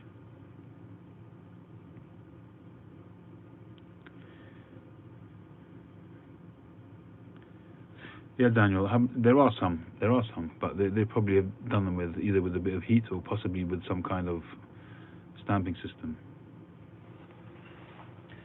Yeah, Mike, I've noticed that with all of the carving houses that I've gone to, or pipe carvers that I've gone to, a lot of their machines are legacy from previous generations. And I don't know if you'd even be able to get something made like that nowadays. You know, you look at some of the pipe carvers, maybe, I'm not sure if Costello has one of these, but you have these lathes where they have the lever which just brings, they just literally pull the lever and the block goes into the lathe, which has got a template, one of these template things, and that's it, in, out, and the whole thing's carved. That's just not what you know. I'm not doing that. I'm doing handmade pipes, you know. And yes, there are probably plenty of machines that you could get which would shorten the time and make life easier. I suppose that comes with time, you know. Jim Boswell, he's got a device which cuts his, it drills his draft hole, countersinks the mortise, drills the mortise, all in one sweep. He's got one system where he does it all with one movement, and that comes over years, I guess.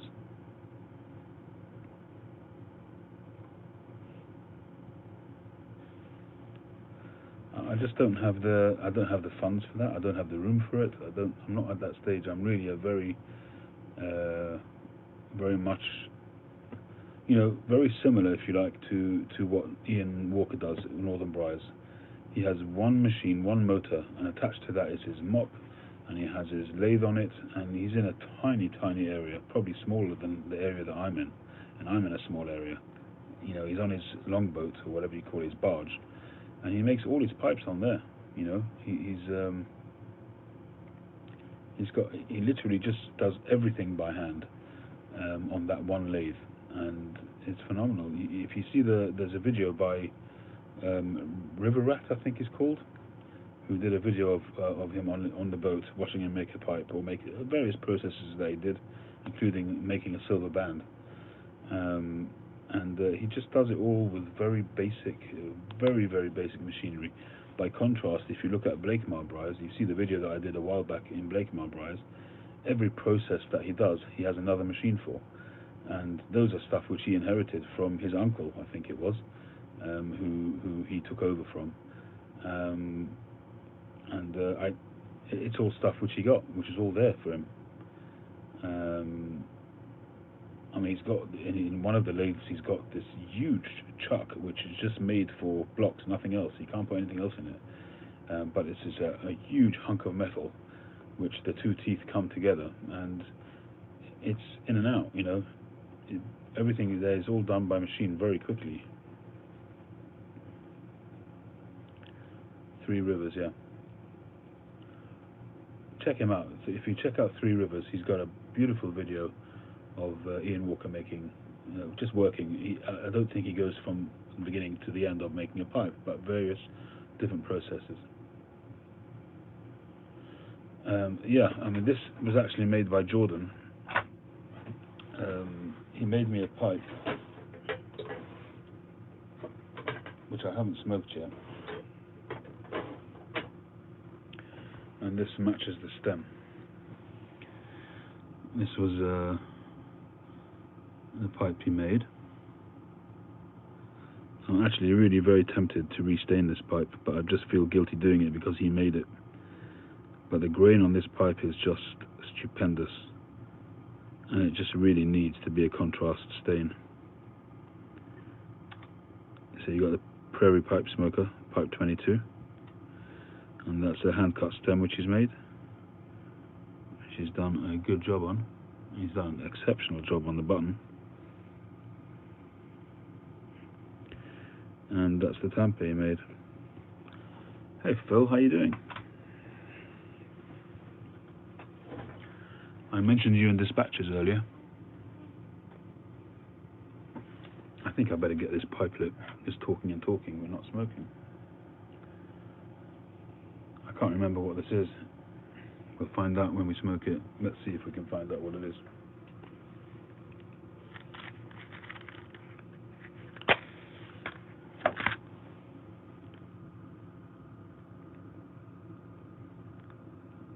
Actually, I'm not sure that I've got a filter in. Yes, I do.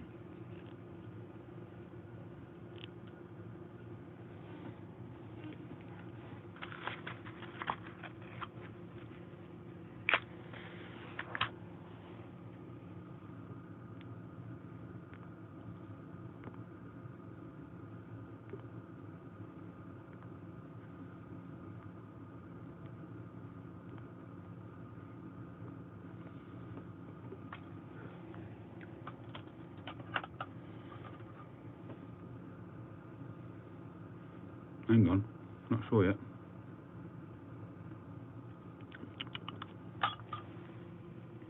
It might be Sun Bear, which is a real coincidence actually.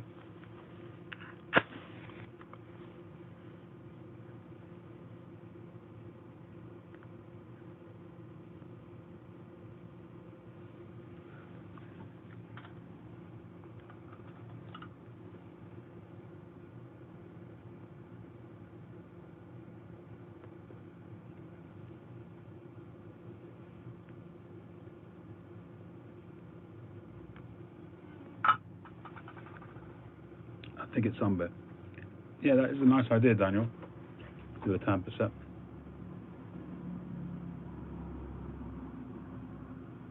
.45 a.m.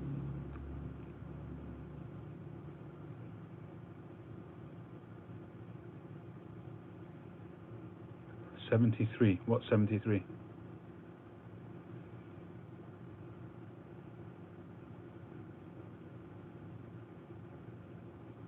Oh, 73 Maple Piper.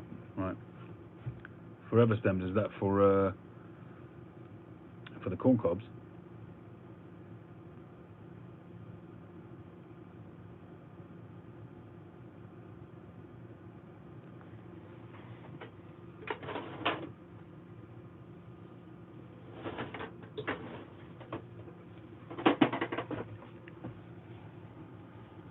This is a Phil Rivara pipe. Oh, this one doesn't have the stamp on it, does it? Bad example. Silly boy. Well, when I get my calabash back, I'll show you his stamp. It's PR, basically.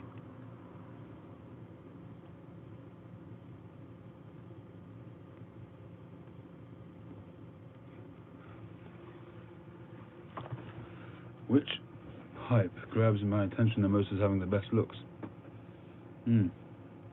Well, to be honest, nowadays it's the pipes that I make myself. And I'm not just saying that, it's the truth. I think the pipes that I'm making recently are better than any of the pipes that I own. Not necessarily in terms of smoking, but in terms of looks.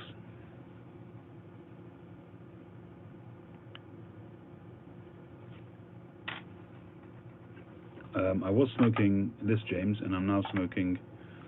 I'm smoking this now.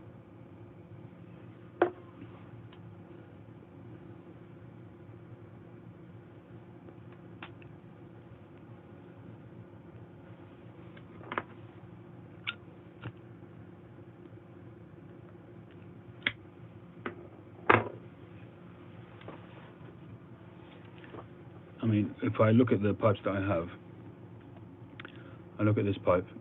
I think this is a gorgeous pipe. It's got fantastic grain, a beautiful plateau.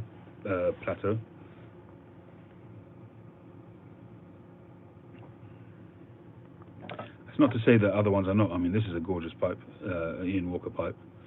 It's a gorgeous pipe. This one that I just recently had sandblasted. I love looking at this pipe. It hasn't sold yet, although some people have expressed an interest. And just my recent pipes. I mean, I think this is a lovely pipe. It's got phenomenal grain. And I would love to smoke any one of these pipes, I really would.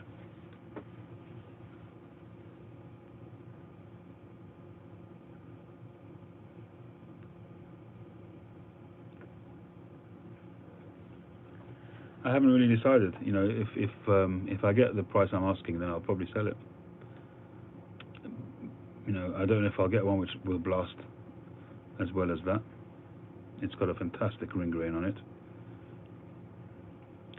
You need an air compressor and an air gun for sandblasting and media.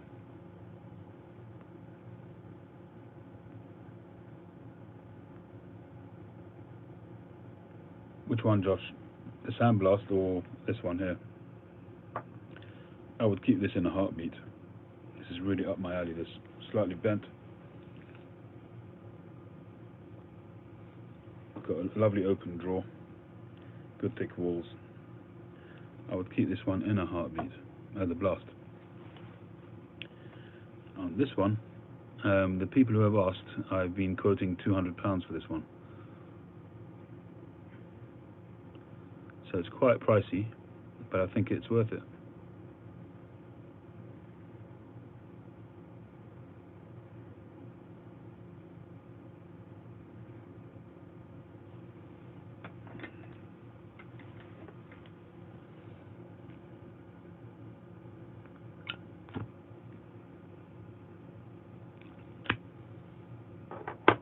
It's probably why it hasn't sold, but I'm only going to sell it if I get a decent price for it.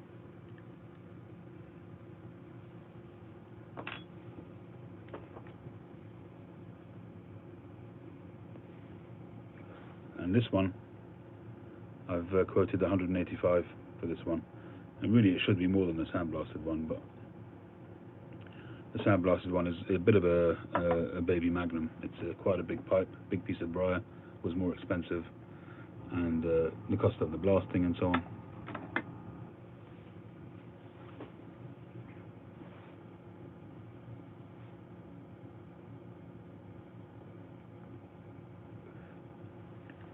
Well, I think it's worth it. I agree with you, Mike. I really do. It's just when you're a new pipe maker, you just have to overcome the fact that you're a new pipe maker, and that takes time, as you well know, more than anyone else.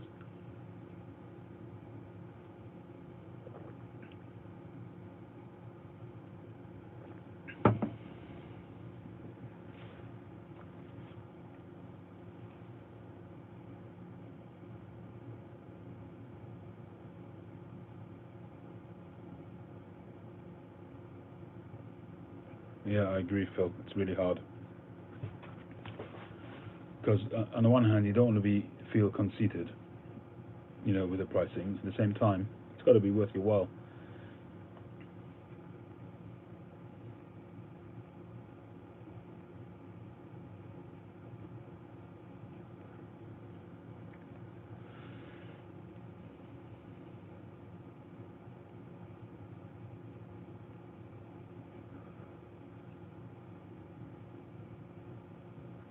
Mike's a princess. He collects princes.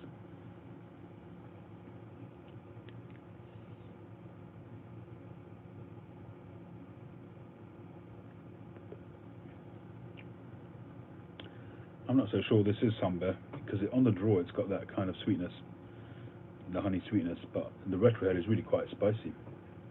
I don't remember it being so spicy. But I think it is Samber, despite that.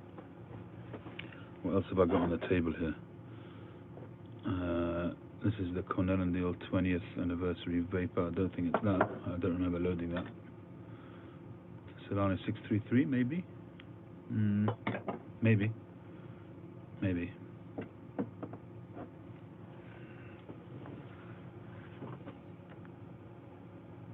Oh yeah, I'm definitely open to offers. If I quote a price and somebody makes me an offer which is fair, I'll usually take it.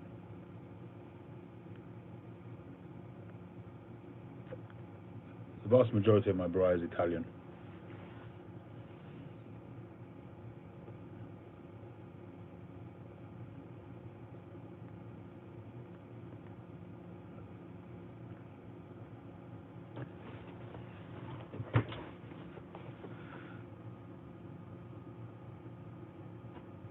Daniel, I doubt very much that most pipe makers base it on the time.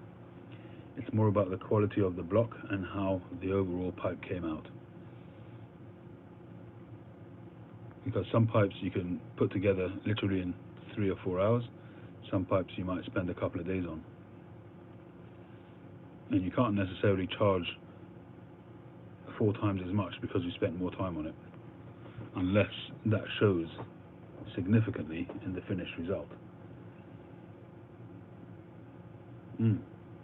Very hard, maple piper. Very hard. I'm finding it increasingly so. As my pipes sort of have a more tight kind of shape to them and they look better, I find it harder and harder.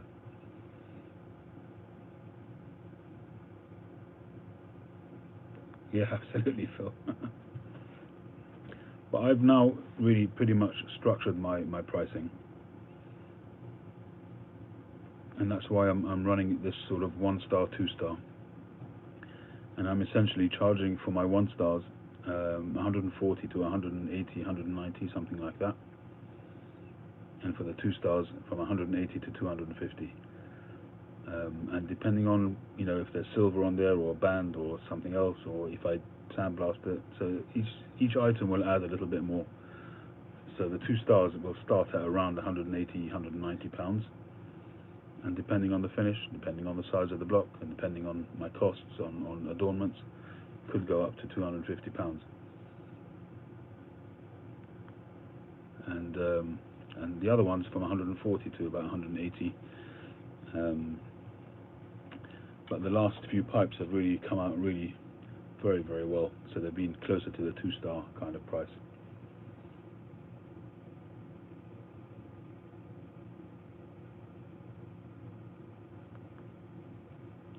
That's a very good question, Dublin.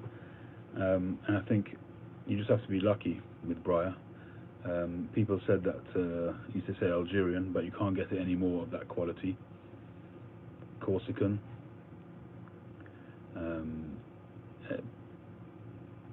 I must be honest, I've been very, very happy with the Italian briar that I've been getting.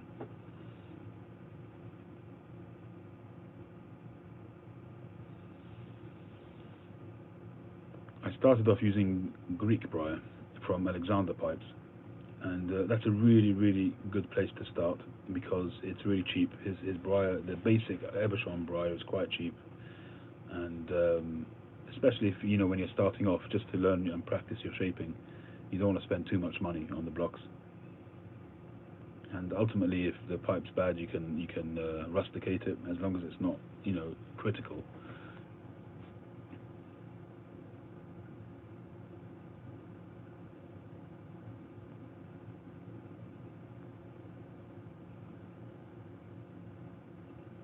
Was he on Mike's chat? Was he one of the interviewees last night on Mike's Cane Rods channel? I seem to remember something about that.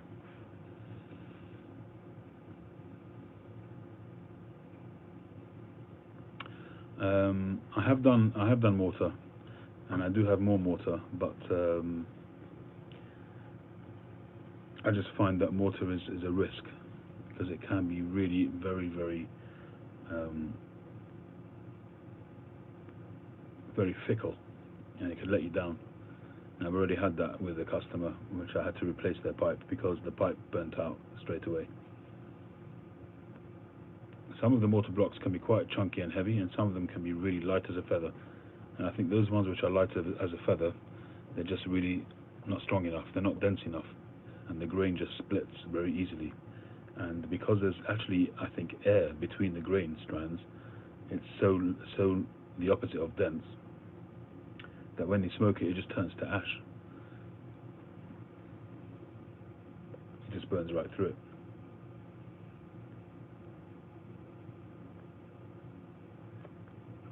I don't know about Babinga wood, but I just briar is what I do, and I would imagine that I'll always do mainly briar. I smoke mainly briar, pretty much only. I've got one meerschaum pipe. I've tried corn cobs and I didn't really get on with them, so for me it's briar. I have no idea about olive wood. I have not made an olive wood pipe. Neither have I smoked one.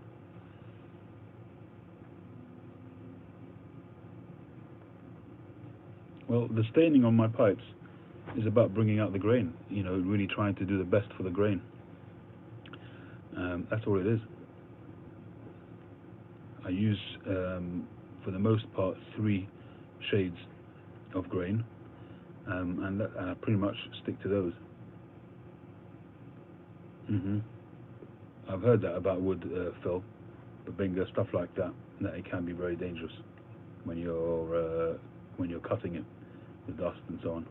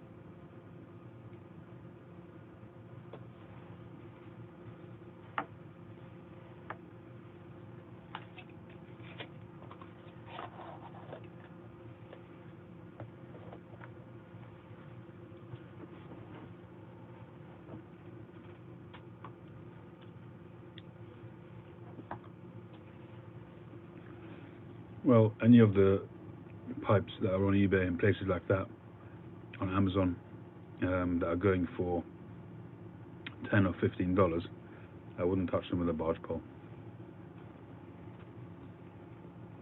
Just too risky. Although I've heard that Dagner pipes are on Amazon now. I'm just going to have a quick look actually.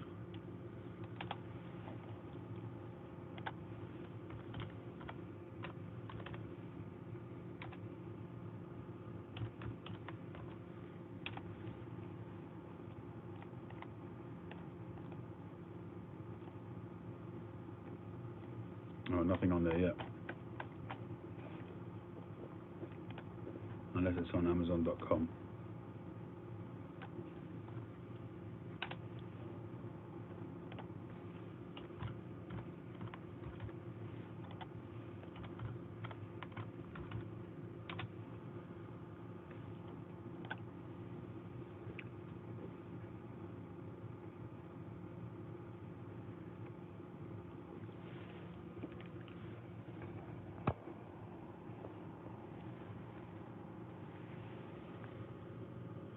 So you got the Dagner Poker, $28, and various Missouri Meerschaum pipes. There you go. Dagner built custom Millie Billy.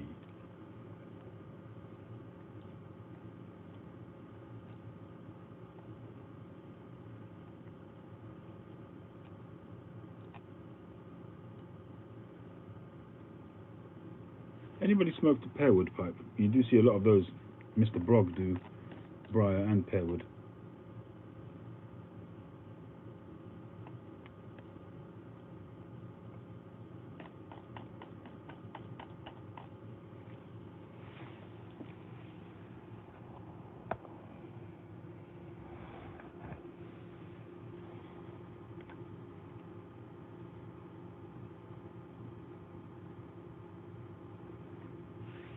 Pressed briar dust, really?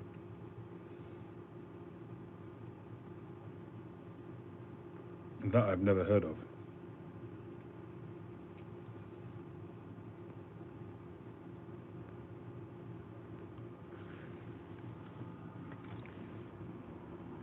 Haven't seen much of the Dagners at all recently on YouTube.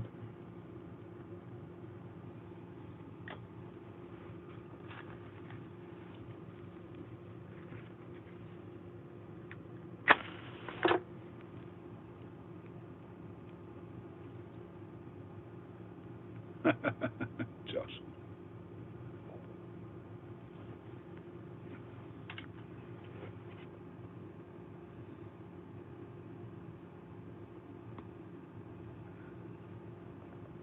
Well, if you want to get original rot pipe, tree's your man.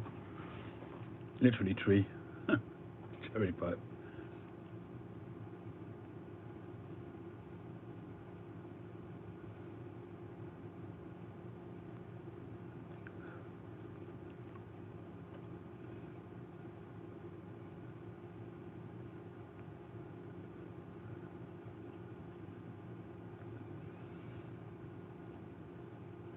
Well, the Chinese, they have a very healthy pipe market.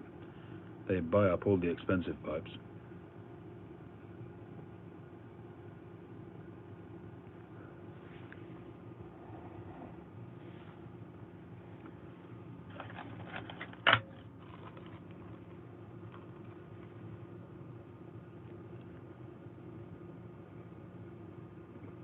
All I've got is a smoke warning a health warning on the back of my tin, Andrew. There's nothing else on there.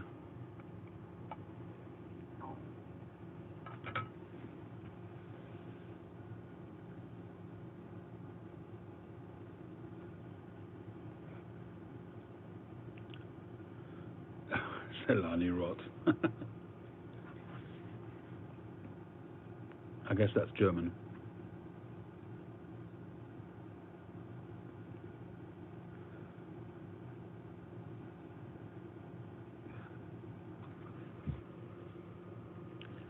Well, all the real high-end pipes, they're just priced out of the market. And the average Joe on the street can't afford them. You know, if you want to get any of the high-end Danish pipes, that's Solana Red. Rot, yeah, you're quite right. There you go.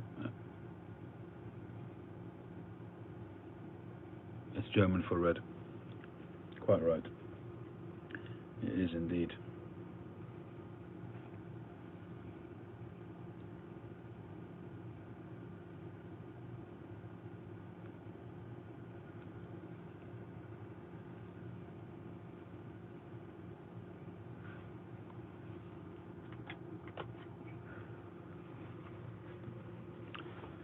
Right, guys, it's gone 2 o'clock.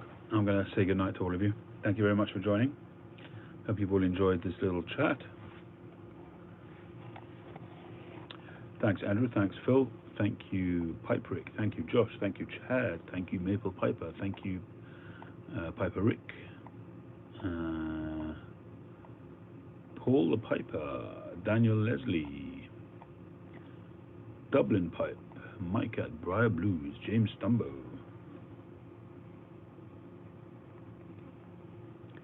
And everybody else, thank you very much for joining. I'm going to wish you all a wonderful rest of the weekend. And I will catch you on the next one.